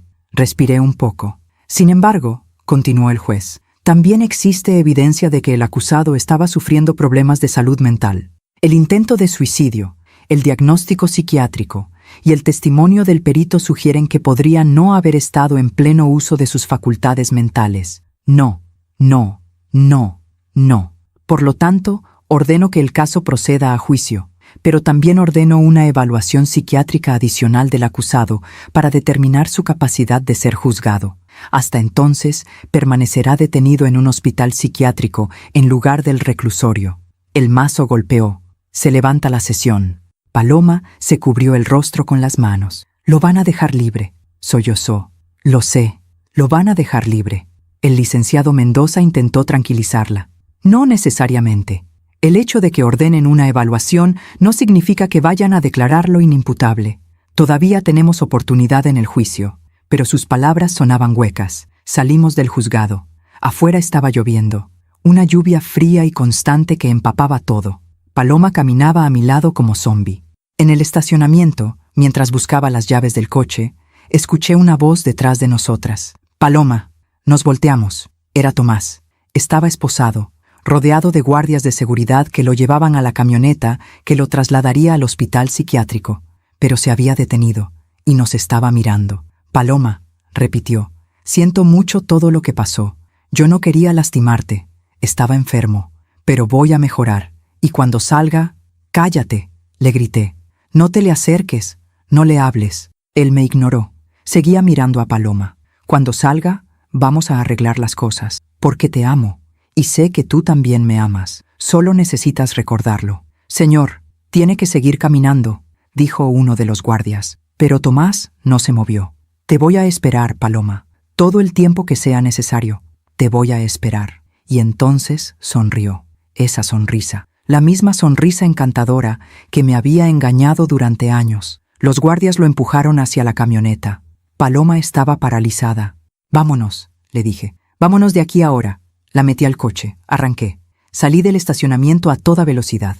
Paloma no dijo nada en todo el camino a casa. Solo miraba por la ventana mientras la lluvia golpeaba el cristal. Y yo sabía lo que estaba pensando. Lo mismo que yo estaba pensando. Que esto no había terminado. Que apenas estaba comenzando. Y que la pesadilla iba a durar mucho más de lo que habíamos imaginado. Los siguientes 3 meses fueron un infierno de espera. La evaluación psiquiátrica ordenada por el juez se extendía y se extendía.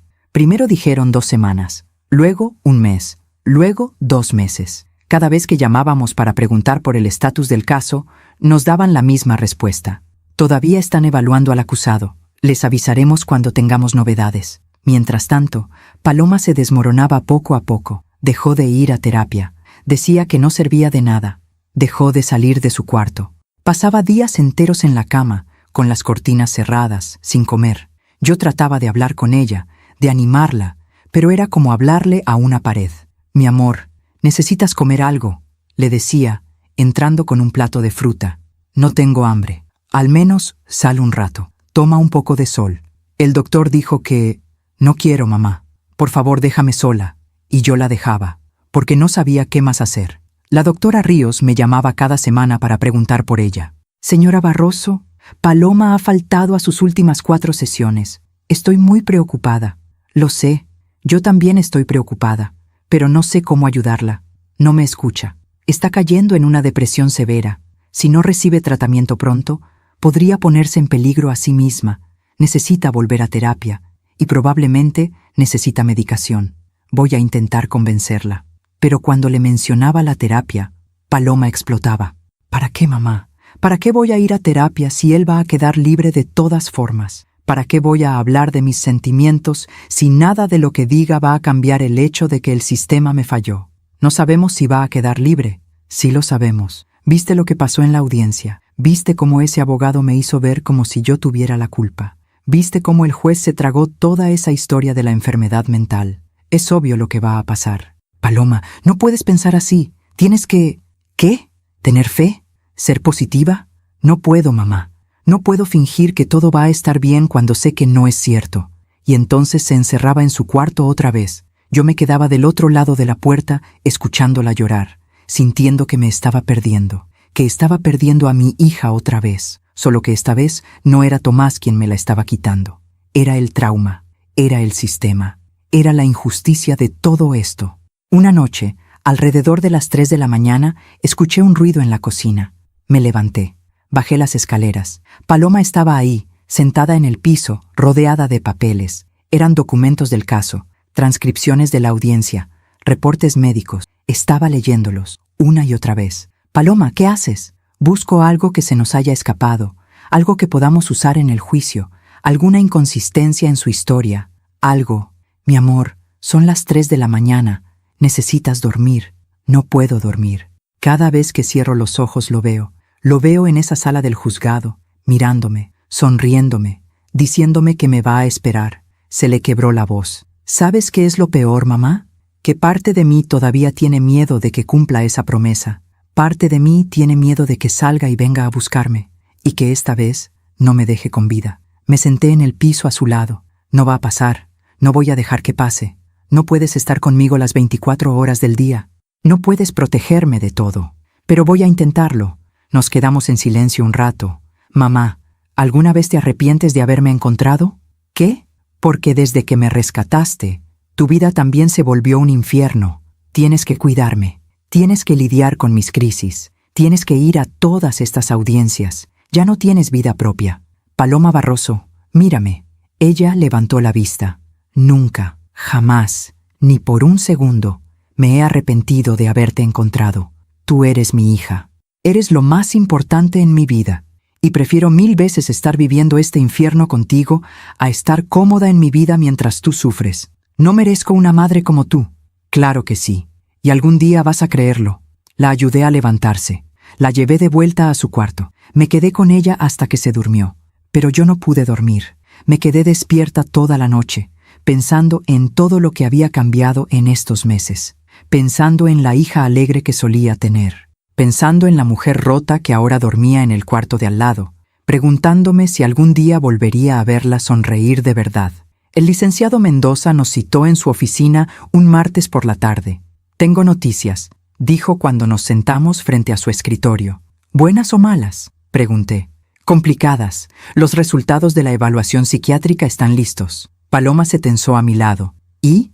«Determinaron que Tomás es apto para ser juzgado. No encontraron evidencia de psicosis o de incapacidad mental que le impida comprender los cargos en su contra». Respiré aliviada. «Entonces el juicio sigue adelante». «Sí, pero hay algo más. La defensa presentó una moción para un acuerdo». «¿Un acuerdo?», preguntó Paloma. «¿Qué tipo de acuerdo?». «Tomás se declararía culpable de violencia familiar agravada y lesiones.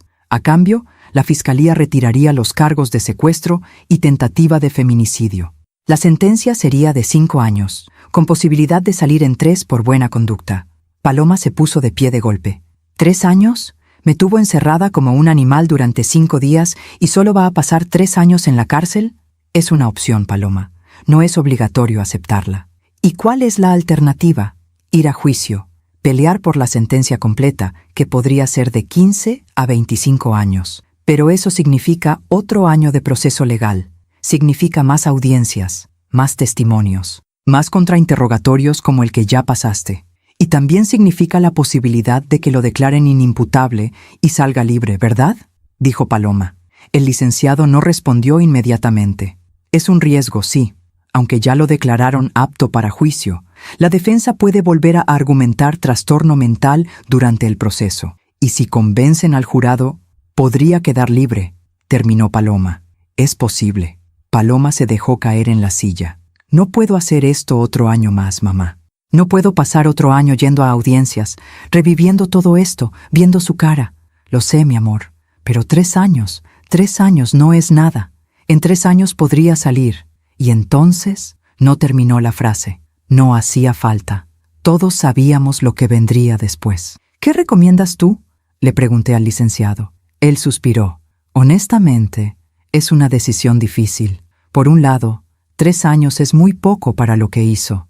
Por otro lado, es una sentencia garantizada. Si van a juicio, podrían obtener más años, pero también podrían perderlo todo. ¿Cuánto tiempo tenemos para decidir?». «1 semana». Salimos de la oficina en silencio. En el coche, Paloma habló. «No sé qué hacer, mamá. Lo sé. Parte de mí quiere pelear. Quiere que pague con la sentencia completa. Quiere que todos sepan exactamente lo que me hizo. ¿Y la otra parte?». La otra parte solo quiere que esto termine. Quiere poder seguir adelante con mi vida. Quiere dejar de vivir en este limbo constante. Las dos opciones son válidas. ¿Tú qué harías? Me quedé callada un momento pensando. Yo quiero que pague por todo. Quiero que se pudra en la cárcel. Pero no soy quien tiene que revivir el trauma en cada audiencia. No soy quien tiene que mirarlo a los ojos. Tú sí. Y si tú me dices que necesitas que esto termine, entonces aceptamos el acuerdo. Y seguimos adelante. Paloma se quedó mirando por la ventana. Necesito pensarlo. Durante los siguientes días, Paloma estuvo más callada que nunca. Apenas comía, apenas dormía, solo pensaba. Yo respetaba su espacio, pero estaba aterrada de lo que pudiera decidir. El viernes por la noche, 4 días antes de que venciera el plazo para responder, Paloma entró a mi cuarto. Ya decidí, dijo. ¿Sí? Voy a aceptar el acuerdo. ¿Estás segura? No, pero necesito que esto termine. Necesito poder respirar otra vez. Necesito dejar de sentir que mi vida está en pausa esperando un veredicto. La abracé. Está bien, vamos a llamar al licenciado mañana. Pero con una condición, añadió. ¿Cuál? Quiero leer una declaración de impacto en la audiencia de sentencia. Quiero decirle, frente a frente, lo que me hizo. No para él, sino para mí, para poder cerrar este capítulo. Por supuesto, vamos a hacerlo. Al día siguiente llamamos al licenciado Mendoza. Aceptamos el acuerdo, le dije, pero Paloma quiere leer una declaración de impacto. Por supuesto, es su derecho. La audiencia de sentencia está programada para dentro de 2 semanas. Esas 2 semanas pasaron en un parpadeo. Paloma pasó esos días escribiendo su declaración. La escribía, la borraba, la volvía a escribir. Necesito que cada palabra cuente, me decía. Necesito decirle exactamente lo que me quitó. La noche antes de la audiencia, me leyó lo que había escrito. Lloré todo el tiempo. Era desgarrador, era hermoso, era verdad pura. Es perfecto, le dije. Tengo miedo de no poder leerlo sin quebrarse. No importa si te quiebras. Lo importante es que lo digas. La mañana de la audiencia de sentencia amaneció con un cielo despejado. Paloma se levantó temprano. Se duchó. Se puso un vestido negro simple. Se maquilló con cuidado, pero no pudo ocultar las ojeras de 3 meses sin dormir bien. Llegamos al juzgado 1 hora antes. El licenciado Mendoza nos esperaba. ¿Lista?, le preguntó a Paloma. Lo más lista que puedo estar. Entramos a la sala. Esta vez había más gente que en la audiencia preliminar.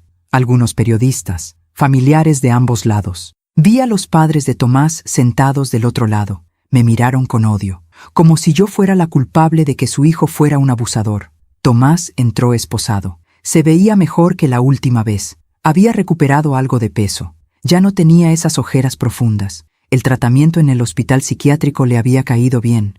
Eso me enfureció. Mi hija estaba destruida, y él estaba ahí, luciendo casi normal. El juez entró. Todos nos pusimos de pie. Buenos días. Estamos aquí para la audiencia de sentencia en el caso del Ministerio Público contra Tomás Vega González. El acusado se ha declarado culpable de los cargos de violencia familiar agravada y lesiones, de acuerdo con el convenio alcanzado con la Fiscalía. Leyó los términos del acuerdo. 5 años de prisión, posibilidad de libertad condicional en 3, orden de restricción permanente, prohibición de acercarse a Paloma por el resto de su vida. Antes de dictar sentencia, continuó el juez, la víctima ha solicitado leer una declaración de impacto. Señorita Barroso, puede pasar al estrado. Paloma se levantó. Caminó hacia el frente con pasos firmes. Se paró frente al micrófono. Abrió la hoja de papel donde había escrito su declaración. Sus manos temblaban, pero su voz salió clara. Mi nombre es Paloma Barroso, comenzó.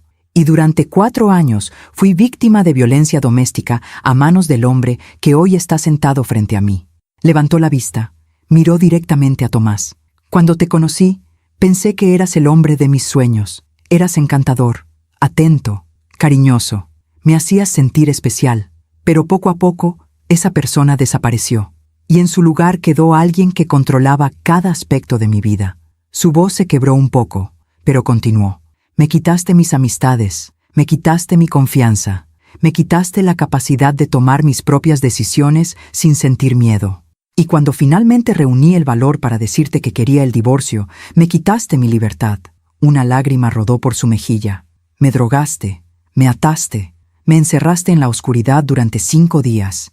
Y mientras yo estaba ahí, preguntándome si iba a morir, tú respondías mis mensajes desde mi celular como si todo estuviera bien, calculado, premeditado, consciente. Hizo una pausa. Durante estos meses he tenido que escuchar cómo tu abogado intenta pintarte como una víctima, como alguien que no sabía lo que hacía. Pero yo sí sé. Yo estuve ahí. Vi tus ojos cuando entraste a ese garaje. No había confusión en ellos. No había locura. Solo había control. Respiró hondo. Me quitaste muchas cosas, pero no me quitaste mi voz. Y hoy uso esa voz para decirte que no te tengo miedo. Hoy uso esa voz para decir que lo que me hiciste no me define. Soy una sobreviviente. Y voy a reconstruir mi vida, pedazo por pedazo, sin ti. Miró al juez. Sé que la sentencia es solo de 5 años. Sé que en 3 años podrías salir libre, y eso me aterra. Pero también sé que no puedo vivir el resto de mi vida con miedo. Así que acepto esta sentencia, y sigo adelante. Porque eso es lo que hacen las sobrevivientes. Sobreviven. Bajó del estrado, volvió a su asiento, y por primera vez en meses, vi algo en sus ojos que no había visto desde todo esto comenzó. Fortaleza. El juez dictó la sentencia oficial. El acusado cumplirá 5 años de prisión en el reclusorio Oriente. Al cumplir su sentencia, tendrá prohibido acercarse a la víctima de por vida. Cualquier violación de esta orden resultará en nuevos cargos criminales. El mazo golpeó. Se levanta la sesión. Los guardias se llevaron a Tomás. Pero antes de salir de la sala, se volteó una última vez y le dijo algo a Paloma. No pude escuchar qué fue, pero vi cómo el rostro de Paloma palidecía. ¿Qué te dijo? Le pregunté cuando salimos. Dijo, te veo en 3 años. Y sonrió. Esa maldita sonrisa. 3 años. Esas 2 palabras se volvieron una sombra constante sobre nuestras vidas. Te veo en 3 años. Paloma las escuchaba en sus pesadillas. Las veía escritas en cada calendario. Las sentía como una cuenta regresiva hacia algo inevitable. Pero algo cambió en ella después de esa audiencia. No fue inmediato, no fue mágico, fue gradual, como el amanecer que llega tan despacio que no notas cuándo dejó de ser noche. La primera señal fue una semana después de la sentencia. Paloma salió de su cuarto un jueves por la mañana. Estaba vestida, peinada, con un poco de maquillaje. «Buenos días», me dijo. «Buenos días, mi amor», respondí, tratando de no mostrar mi sorpresa. «¿Dormiste bien?» «No mucho, pero soñé algo diferente anoche». «¿Sí? ¿Qué soñaste?» «Soñé que estaba corriendo, como lo hacía antes, por el parque de Chapultepec, y no había miedo, solo viento en mi cara y el sonido de mis pies contra el pavimento». Se sirvió un café. «Creo que quiero intentar volver a correr». «No hoy, todavía no, pero pronto». Sentí que algo se aflojaba en mi pecho. «Cuando estés lista yo voy contigo». «¿Tú?» «Mamá, odias correr. Pero te amo a ti más de lo que odio correr». Sonrió. Una sonrisa pequeña, pero real. «Está bien. Cuando esté lista, corremos juntas». Y fue ahí donde comenzó. Paloma volvió a terapia, esta vez con una actitud diferente. Antes iba porque sentía que debía ir. Me dijo, ahora voy porque quiero ir. Porque entendí que sanar no es algo que pasa solo. Es algo que tienes que elegir hacer, cada día, aunque sea difícil. La doctora Ríos me llamó un día para decirme, no sé qué pasó, pero Paloma está haciendo un progreso increíble. Está trabajando en su trauma de una manera que no había hecho antes. Está enfrentando sus miedos en lugar de evitarlos. ¿Cree que va a estar bien? Creo que ya está en el camino. Va a tomar tiempo, probablemente años, pero va a estar bien. Lloré cuando colgué. Lágrimas de alivio, de gratitud, de esperanza. Un mes después de la sentencia, Paloma hizo algo que nunca imaginé que haría. Fue a la casa que había compartido con Tomás. Sola. Bueno, no completamente sola. Yo iba con ella, y también el licenciado Mendoza. La propiedad ahora estaba en proceso de venta como parte del acuerdo de divorcio. ¿Estás segura de que quieres hacer esto?, le pregunté cuando nos estacionamos frente a la casa. Necesito hacerlo. Necesito entrar ahí una última vez. Necesito recuperar mis cosas y necesito despedirme de esa parte de mi vida. Entramos. La casa olía a cerrado, a abandono. Paloma caminó por las habitaciones con expresión serena. Aquí fue donde me dijo por primera vez que era una mala esposa, dijo, señalando la cocina, porque había quemado la cena. Siguió caminando. Aquí fue donde revisó mi celular por primera vez, dijo en la sala.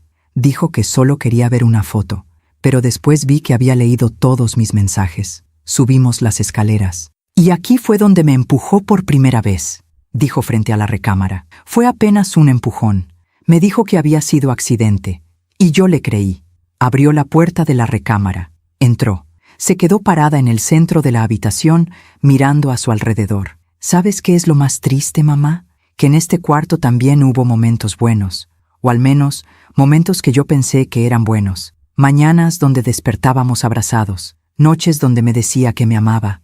Y ahora no sé si alguno de esos momentos fue real, o si todo fue parte de su manipulación. Puede que ambas cosas sean verdad, le dije. Puede que él te amara a su manera, y que esa manera fuera tóxica y dañina. El amor no justifica el abuso. Nunca. Paloma asintió. Abrió el closet. Empezó a sacar su ropa, sus zapatos, sus cosas. Hicimos varias cajas. Cuando terminó, miró la habitación vacía. Adiós, susurró. Adiós a la mujer que fui aquí. Adiós al miedo. Adiós a todo esto. Y salimos. No volvimos la vista atrás. 2 meses después de la sentencia, Paloma consiguió un trabajo. No en una agencia grande como antes, sino como freelance, trabajando desde casa. Es perfecto por ahora, me dijo. Puedo trabajar a mi ritmo, sin presión, sin tener que explicarle a nadie por qué a veces necesito tomarme un día porque tuve una mala noche. La vi florecer poco a poco. Empezó a diseñar otra vez, carteles, logos, ilustraciones. Una tarde entré a su cuarto y la encontré dibujando. ¿Qué estás haciendo?, pregunté. Estoy ilustrando mi historia, dijo. La doctora Ríos me sugirió que encontrara una forma creativa de procesar todo lo que pasó. Así que estoy haciendo una especie de, no sé, diario gráfico, con dibujos e ilustraciones que representan cada etapa. Me mostró lo que había hecho hasta ese momento. Había dibujos oscuros, dolorosos, que representaban el abuso, pero también había dibujos de luz, de esperanza, de renacimiento. Es hermoso, le dije. Es terapéutico. Cada vez que termino un dibujo, siento que dejo ir un poco más del dolor. ¿Y qué vas a hacer con todo esto cuando termines? No lo sé. Tal vez nada. Tal vez lo guardo para mí. O tal vez algún día lo comparto. Para que otras mujeres sepan que no están solas, que se puede sobrevivir, que se puede sanar. La abracé. Mi niña artista había vuelto. El cambio más grande llegó 6 meses después de la sentencia. Un domingo por la mañana, Paloma bajó a la cocina donde yo estaba preparando el desayuno. Mamá, necesito decirte algo. Dime. He estado pensando mucho sobre todo lo que pasó. Sobre el juicio, sobre la sentencia, sobre todo. ¿Sí? Y me di cuenta de algo. Pasé tanto tiempo enojada porque solo le dieron 5 años. Tanto tiempo con miedo porque en 3 años va a salir. Tanto tiempo pensando en él, en lo que me hizo, en la injusticia de todo esto. Hizo una pausa. Pero ¿sabes qué? Él no merece ocupar tanto espacio en mi cabeza. No merece que cada decisión que tomo esté dictada por el miedo a lo que podría pasar cuando salga. No merece tener tanto poder sobre mi vida. Tienes razón. Así que decidí algo. Voy a vivir mi vida. Voy a reconstruirla. Voy a perseguir mis sueños. Y cuando esos 3 años pasen, voy a estar tan lejos, tan fuerte, tan rodeada de gente que me ama, que no importará que él esté libre, porque yo voy a ser libre también. De verdad libre. Me limpié las lágrimas que empezaban a caer. Estoy tan orgullosa de ti. Y hay algo más que quiero hacer. ¿Qué? Quiero hablar públicamente sobre lo que me pasó. No ahora. Todavía no estoy lista. Pero algún día, quiero que mi historia ayude a otras mujeres a reconocer las señales, a salir antes de que sea demasiado tarde, a saber que hay vida después del abuso. ¿Estás segura? Eso significa exponerte. Significa que todo el mundo va a conocer tu historia. Lo sé, y me da miedo. Pero también sé que si mi dolor puede prevenir que otra mujer pase por lo mismo, entonces vale la pena. La abracé tan fuerte que probablemente le corté la respiración. Vamos a hacerlo juntas. Cuando estés lista, yo voy a estar a tu lado. Lo sé, mamá. Siempre lo has estado. Ese día, después del desayuno, hicimos algo que no habíamos hecho en meses. Fuimos a correr. Bueno, Paloma corrió. Yo caminé rápido tratando de seguirle el ritmo. Llegamos al parque de Chapultepec. El sol brillaba entre los árboles. Había familias paseando, niños jugando, parejas tomadas de la mano. Vida normal, vida hermosa. ¿Lista?, me preguntó Paloma. Lista. Y empezó a correr. La vi alejarse por el camino. su pelo moviéndose con el viento, sus piernas fuertes llevándola cada vez más lejos. Y en ese momento entendí algo. Ella iba a estar bien. Tal vez no hoy, tal vez no mañana, pero iba a estar bien. 8 meses después de la sentencia, pasó algo inesperado. El licenciado Mendoza nos llamó un martes por la tarde. «Tengo noticias sobre Tomás», dijo. Mi corazón se aceleró. «¿Qué pasó?» «Está siendo investigado por conducta inapropiada dentro del reclusorio. Al parecer ha tenido varios incidentes con otros internos. Amenazas, comportamiento agresivo, violación de las reglas de la prisión. ¿Y eso qué significa?» Significa que es poco probable que le concedan la libertad condicional en 3 años. Su comportamiento está documentado. Cada incidente suma tiempo. Cada violación de reglas reduce sus posibilidades de salir temprano. ¿Estás diciendo que va a cumplir los 5 años completos? Es muy probable. Y si sigue con ese comportamiento, podrían añadirle tiempo adicional. Cuando colgué, le conté a Paloma. Esperaba que se alegrara, pero su reacción fue diferente. «Bien», dijo simplemente. «Pero honestamente, mamá, ya no importa tanto. Ya no vivo mi vida pensando en cuándo va a salir. Ya no le doy ese poder». Y era verdad. La vi seguir adelante con su vida, como si esa noticia fuera solo un dato irrelevante. Siguió trabajando, siguió haciendo terapia, siguió dibujando su historia. Un día me mostró el proyecto completo. Había creado un libro ilustrado. Contaba su historia desde el principio hasta el final. Desde el primer día que conoció a Tomás hasta el día que leyó su declaración en la corte. Era hermoso, era desgarrador, era real. «¿Qué vas a hacer con esto?», le pregunté. «Voy a publicarlo, como libro digital, gratuito, para que cualquier mujer que esté pasando por algo similar pueda leerlo, para que sepan que no están solas». «¿Y tu nombre? ¿Vas a usar tu nombre real?» «Sí, porque no tengo nada de qué avergonzarme. Él fue quien cometió el crimen. Yo fui la víctima, y ahora soy la sobreviviente. Y las sobrevivientes no se esconden». Publicó el libro un año después de la sentencia. Se volvió viral. Miles de mujeres lo leyeron. Cientos le escribieron mensajes. «Gracias por compartir tu historia». Me ayudó a reconocer que yo también estaba siendo abusada. «Tu valentía me inspiró a dejar a mi esposo abusivo. Leí tu libro, y por primera vez en años no me sentí sola». Paloma lloraba cada vez que leía esos mensajes. Pero eran lágrimas diferentes. Ya no eran lágrimas de dolor, eran lágrimas de propósito. Su sufrimiento había encontrado significado. Su dolor estaba ayudando a sanar a otras. 18 meses después de la sentencia, Paloma hizo algo que nunca pensé que volvería a hacer. Empezó a salir con alguien. Se llamaba Daniel. Era ilustrador también. Lo conoció en un grupo de arte en línea. Al principio solo eran amigos. Hablaban de diseño, de técnicas, de proyectos, pero poco a poco se volvió algo más. «Mamá, estoy asustada», me confesó una noche. «Me gusta, de verdad me gusta, pero tengo tanto miedo de volver a equivocarme, de no ver las señales otra vez». «¿Y has visto alguna señal?»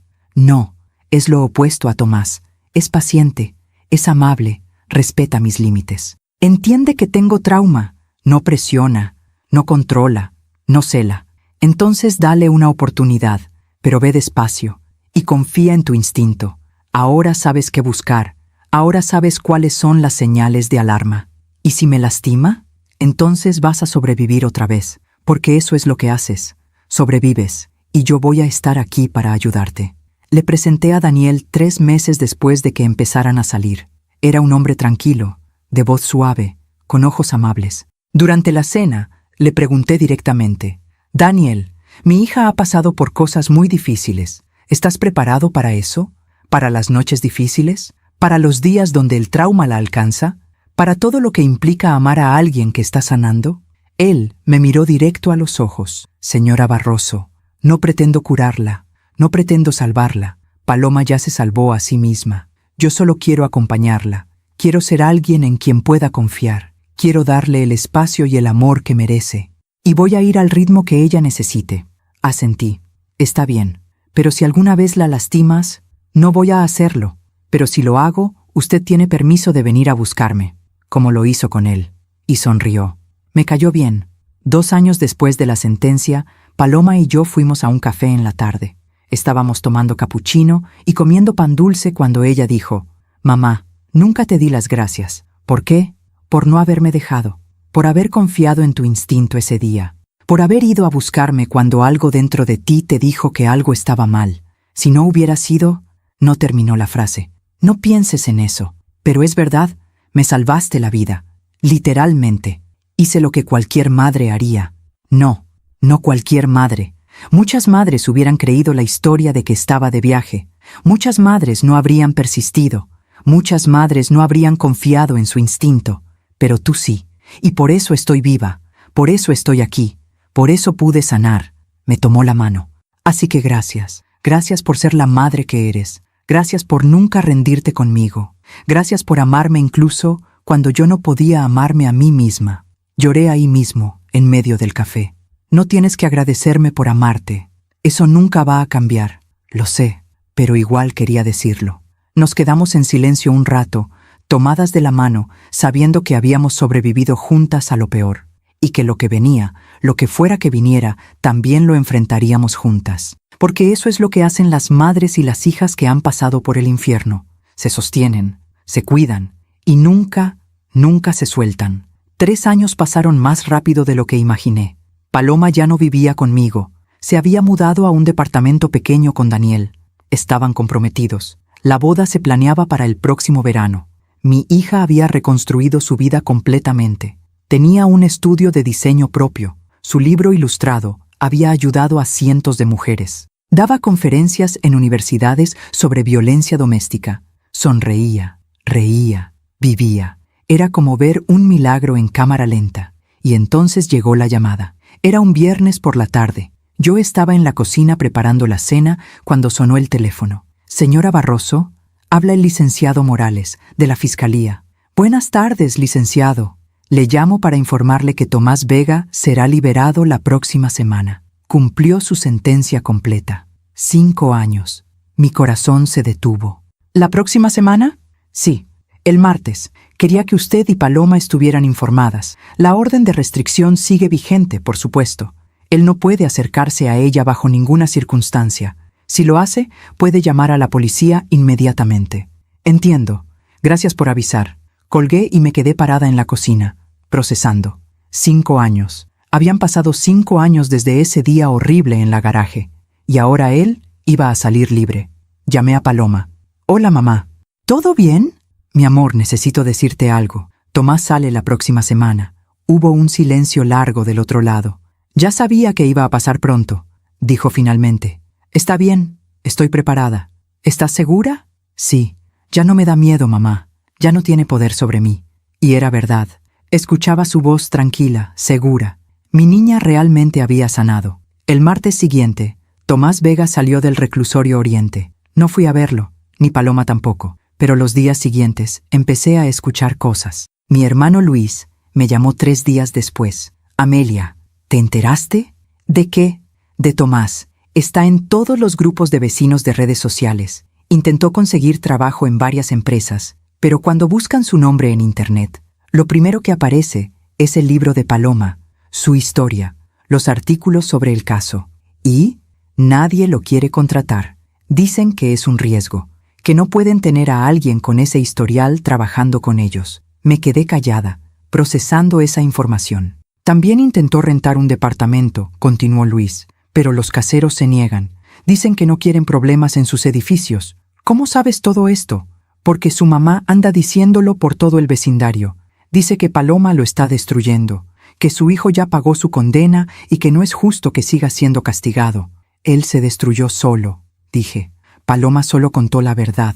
Lo sé, solo quería que supieras. Una semana después, me encontré con la doctora Hernández en el supermercado. Señora Barroso, qué gusto verla. ¿Cómo está Paloma? Muy bien, feliz, comprometida. Me alegra tanto escucharlo. Y disculpe la pregunta, pero ¿se enteró de lo de Tomás? ¿Qué de Tomás? Vino al hospital la semana pasada. Quería que lo atendieran en urgencias. Decía que tenía dolores en el pecho. Lo revisamos y físicamente estaba bien. Era ansiedad. Le recomendamos terapia psicológica. ¿Y fue? No. Dijo que no podía pagar un psicólogo, que no tenía trabajo ni dinero. Se veía mal, señora Barroso. Muy mal, demacrado, sucio, con esa mirada vacía. No sentí pena por él. Solo sentí que el universo estaba haciendo su trabajo. 2 meses después de su liberación, Paloma recibió un mensaje extraño en redes sociales. Me llamó esa noche. Mamá, necesito contarte algo. ¿Qué pasó? Una mujer me escribió. Se llama Andrea. Dice que es la nueva novia de Tomás. ¿Qué? Sí, me escribió porque leyó mi libro. Y dice que Tomás le ha estado diciendo que yo inventé todo, que yo exageré, que él nunca me lastimó realmente, que todo fue una malinterpretación. ¿Y ella le cree? Al principio sí, pero después empezó a notar cosas, celos constantes, llamadas todo el tiempo preguntando dónde está, revisión de su celular, y ahora está asustada. Me pregunta si de verdad hice todo eso, si de verdad es peligroso. ¿Qué le vas a responder? Ya le respondí. Le dije la verdad, que sí, que todo lo que escribí en mi libro es real, que él es peligroso, y que si ella está viendo esas señales, necesita salir de esa relación ahora, antes de que sea demasiado tarde. Hiciste bien. Ella me respondió hace una hora. Dice que va a dejarlo, que me agradece por haberle abierto los ojos, que tal vez mi libro le salvó la vida. Escuché a Paloma respirar hondo del otro lado del teléfono. ¿Sabes, mamá? Durante mucho tiempo pensé que lo que me pasó no tenía sentido, que fue solo dolor sin propósito, pero ahora veo que mi historia está salvando a otras mujeres. Y eso le da significado a todo. Estoy tan orgullosa de ti. Gracias por nunca dejarme rendirme. Cuando colgamos me quedé pensando en Andrea, en cómo casi se convierte en otra víctima, en cómo la voz de Paloma la había salvado, y en cómo Tomás, en su intento de volver a manipular a alguien, se había topado con una mujer que ya conocía su verdadera cara gracias al testimonio de mi hija. La justicia tomaba formas extrañas. 6 meses después de su liberación, el licenciado Mendoza me llamó. Señora Barroso, tengo información sobre Tomás que pensé que debería saber. ¿Qué pasa? Está siendo investigado de nuevo. Al parecer, violó la orden de restricción. Intentó contactar a Paloma a través de perfiles falsos en redes sociales. Ella lo reportó y ahora enfrenta nuevos cargos. ¿Qué tan graves? Suficientes para que vuelva a prisión. Tal vez por 2 años más. Tal vez más, dependiendo de lo que encuentren en la investigación. No le conté a Paloma de inmediato. Esperé a verla en persona el domingo siguiente. Cuando se lo dije, su reacción me sorprendió. No me sorprende, dijo tranquilamente. Gente como él no cambia. Pensó que podría volver a su vida de antes y que todo mundo olvidaría lo que hizo. Pero el mundo no funciona así. ¿Cómo te sientes? Honestamente, mamá, ya no siento nada por él. Ni rabia, ni miedo, ni satisfacción porque esté en problemas otra vez. Solo indiferencia. Es como si fuera un extraño, alguien que una vez conocí en otra vida. Eso es sanación verdadera. Lo sé. Y lo más loco es que tomó 5 años, pero finalmente puedo decir que estoy libre. De verdad libre. Daniel, que estaba sentado a su lado, le tomó la mano. Y vas a seguir estándolo, dijo él, porque tienes gente que te ama y te protege. Paloma lo miró con tanto amor que sentí que mi corazón se hinchaba. Ella había encontrado lo que siempre mereció, un amor real, sano, seguro. 1 año después de su liberación, recibí una llamada de una periodista. Señora Barroso, mi nombre es Gabriela Ruiz. Trabajo para un periódico nacional. Estamos haciendo un reportaje sobre violencia doméstica y el sistema de justicia. ¿Estarían usted y su hija dispuestas a dar una entrevista? Le pregunté a Paloma. Sí, dijo. Quiero hablar. Quiero que más gente sepa lo que pasa cuando el sistema falla. Y también quiero que sepan que se puede sobrevivir, que se puede sanar. La entrevista se publicó 1 mes después. Fue la portada del periódico. Sobreviviente de violencia doméstica convierte su dolor en propósito. La historia de Paloma Barroso. El artículo contaba todo, desde el día que la encontré en la garaje hasta ahora. Hablaba sobre su recuperación, su libro, su trabajo ayudando a otras mujeres. Y también mencionaba a Tomás, cómo había violado la orden de restricción, cómo había vuelto a prisión, cómo su propia familia lo había abandonado, cansados de sus mentiras y manipulaciones, cómo vivía ahora en una celda, solo, sin visitas, sin nadie que lo defendiera. La periodista había investigado y había incluido un detalle que me impactó. Según fuentes del reclusorio, Tomás Vega sufre de depresión severa, rechaza tratamiento psicológico, pasa sus días en completo aislamiento. Otros internos lo evitan por su reputación. Los guardias dicen que es una sombra del hombre que era antes. Leí ese párrafo varias veces. No sentí pena por él, pero sí sentí algo parecido a Cierre. El hombre que había intentado destruir a mi hija se había destruido a sí mismo, no por venganza nuestra, sino por sus propias decisiones, por su incapacidad de cambiar, por su arrogancia al pensar que podría seguir manipulando y controlando. La vida le había cobrado su deuda, y lo había cobrado de la manera más silenciosa y devastadora, con soledad, aislamiento y el vacío que él mismo había creado.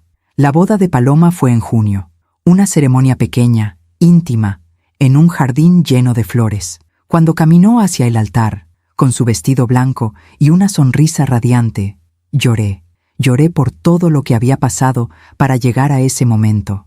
Lloré por la mujer rota que había rescatado de una garaje oscura 5 años atrás. Lloré por las noches de pesadillas, por las tardes de terapia, por los momentos donde pensé que nunca volvería a verla sonreír así. Y lloré de gratitud, porque ella no solo había sobrevivido, había florecido. En su discurso durante la recepción, Paloma dijo algo que nunca voy a olvidar. Durante mucho tiempo pensé que mi historia era solo sobre dolor, sobre pérdida, sobre trauma. Pero hoy me doy cuenta de que mi historia también es sobre resistencia, sobre amor, sobre segundas oportunidades. Miró hacia donde yo estaba sentada. Mamá, si no hubieras confiado en tu instinto ese día, no estaría aquí. Así que este momento no es solo mío, es tuyo también, es nuestro. Todos aplaudieron, y yo solo pude sonreír a través de las lágrimas, porque tenía razón. Habíamos ganado, no en los tribunales necesariamente, no con la sentencia que queríamos, pero habíamos ganado de la única manera que importaba. Paloma estaba viva, estaba feliz, estaba libre, y Tomás estaba exactamente donde merecía estar, solo, vacío, pagando por sus actos no con años de prisión necesariamente, sino con la pérdida de todo lo que alguna vez tuvo, su reputación, su libertad, su familia, su capacidad de manipular a otros. Todo se lo había quitado su propio karma. Y nosotras seguíamos adelante, más fuertes, más sabias, más unidas que nunca. Hoy, sentada en mi sala con una taza de café, mirando las fotos de la boda de Paloma en la pared, puedo decir que entiendo algo que antes no comprendía. La justicia no siempre llega con sentencias largas o castigos severos. A veces la justicia llega de formas más silenciosas, más profundas. Tomás cumplió 5 años de prisión. Luego volvió por violar la orden de restricción. Pero su verdadero castigo no fueron esos años encerrado. Su verdadero castigo fue perderse a sí mismo. Fue vivir con la soledad que él mismo creó. Fue enfrentar el rechazo de cada persona que conocía su verdad. Fue verse en el espejo y no reconocerse. Mientras tanto, Paloma floreció. Se casó con un hombre bueno que la ama y la respeta. Su libro ayudó a cientos de mujeres a reconocer señales de abuso. Tiene un negocio próspero, amistades sanas, una vida llena de propósito. Hace 2 semanas me llamó para darme una noticia. Mamá, estoy embarazada. Lloré de felicidad. Mi Paloma va a ser madre. Y yo voy a ser abuela. ¿Tienes miedo?, le pregunté. Un poco, pero también tengo algo que no tenía antes, conciencia. Sé qué señales buscar, sé cómo proteger, sé que el amor verdadero no controla, no lastima, no destruye, y vas a ser una madre maravillosa. Aprendí de la mejor. Colgamos y me quedé pensando en todo el camino recorrido. Desde ese día horrible, cuando escuché ese gemido en la garaje, hasta hoy, cuando mi hija me dice que va a traer una nueva vida al mundo. Si hay algo que aprendí de todo esto, es que el instinto de madre nunca miente. Ese día que fui a casa de Paloma sin avisar, algo dentro de mí sabía que algo estaba mal. Pude haberme ido cuando Tomás me dijo que ella estaba de viaje. Pude haber creído su sonrisa perfecta y sus palabras convincentes, pero no lo hice. Confié en esa voz interior que gritaba que mi hija me necesitaba, y gracias a eso, ella está viva. También aprendí que sanar no es lineal. Hay días buenos y días malos. Hay momentos de fuerza y momentos de quebranto, pero cada paso cuenta. Cada día que eliges seguir adelante es una victoria. Paloma me enseñó eso. Me enseñó que la verdadera fortaleza no es no caer nunca, sino levantarse cada vez que caes. Y aprendí algo sobre la justicia. No siempre llega como la queremos, no siempre es rápida o satisfactoria, pero llega. Tomás no está en prisión para siempre, es cierto, pero está preso de otras maneras. preso de su soledad, preso de su culpa, preso de las consecuencias de sus propias decisiones, mientras Paloma vuela libre. Hace un mes, Paloma y yo fuimos a tomar café, como hacemos cada domingo. Mamá, si pudieras volver atrás y cambiar algo, ¿qué cambiarías? Pensé en eso. Hubiera deseado verte antes las señales, dije. Hubiera deseado no ser tan ingenua con él. Pero si hubieras intervenido antes, tal vez yo no habría aprendido lo que necesitaba aprender. ¿Qué quieres decir? Quiero decir que esta experiencia horrible me enseñó cosas sobre mí misma que no habría aprendido de otra manera. Me enseñó mi propia fuerza, me enseñó a reconocer el amor verdadero, me enseñó que puedo sobrevivir a cualquier cosa. Tomó mi mano. No digo que valió la pena el dolor, pero digo que encontré significado en él, y eso hace toda la diferencia. Ahora, cuando miro hacia atrás, veo todo el camino que recorrimos juntas, las noches de pesadillas, las mañanas de esperanza, los días difíciles en las cortes, los momentos de victoria pequeña, la mujer rota que rescaté, la mujer fuerte en la que se convirtió, y me doy cuenta de que esta historia no es solo sobre trauma y recuperación, es sobre amor, amor de madre que nunca se rinde, amor propio que se reconstruye pedazo por pedazo, amor verdadero que llega cuando menos lo esperas. Si mi historia ayuda a una sola mujer a abrir los ojos, habrá valido la pena. Si una madre lee esto y decide confiar en su instinto cuando algo no se siente bien, entonces cada lágrima que derramamos tendrá sentido. Si una mujer atrapada en una relación abusiva reconoce las señales y encuentra el valor para salir, entonces todo este dolor se convierte en propósito, porque eso es lo que las mujeres hacemos. Transformamos nuestro dolor en sabiduría,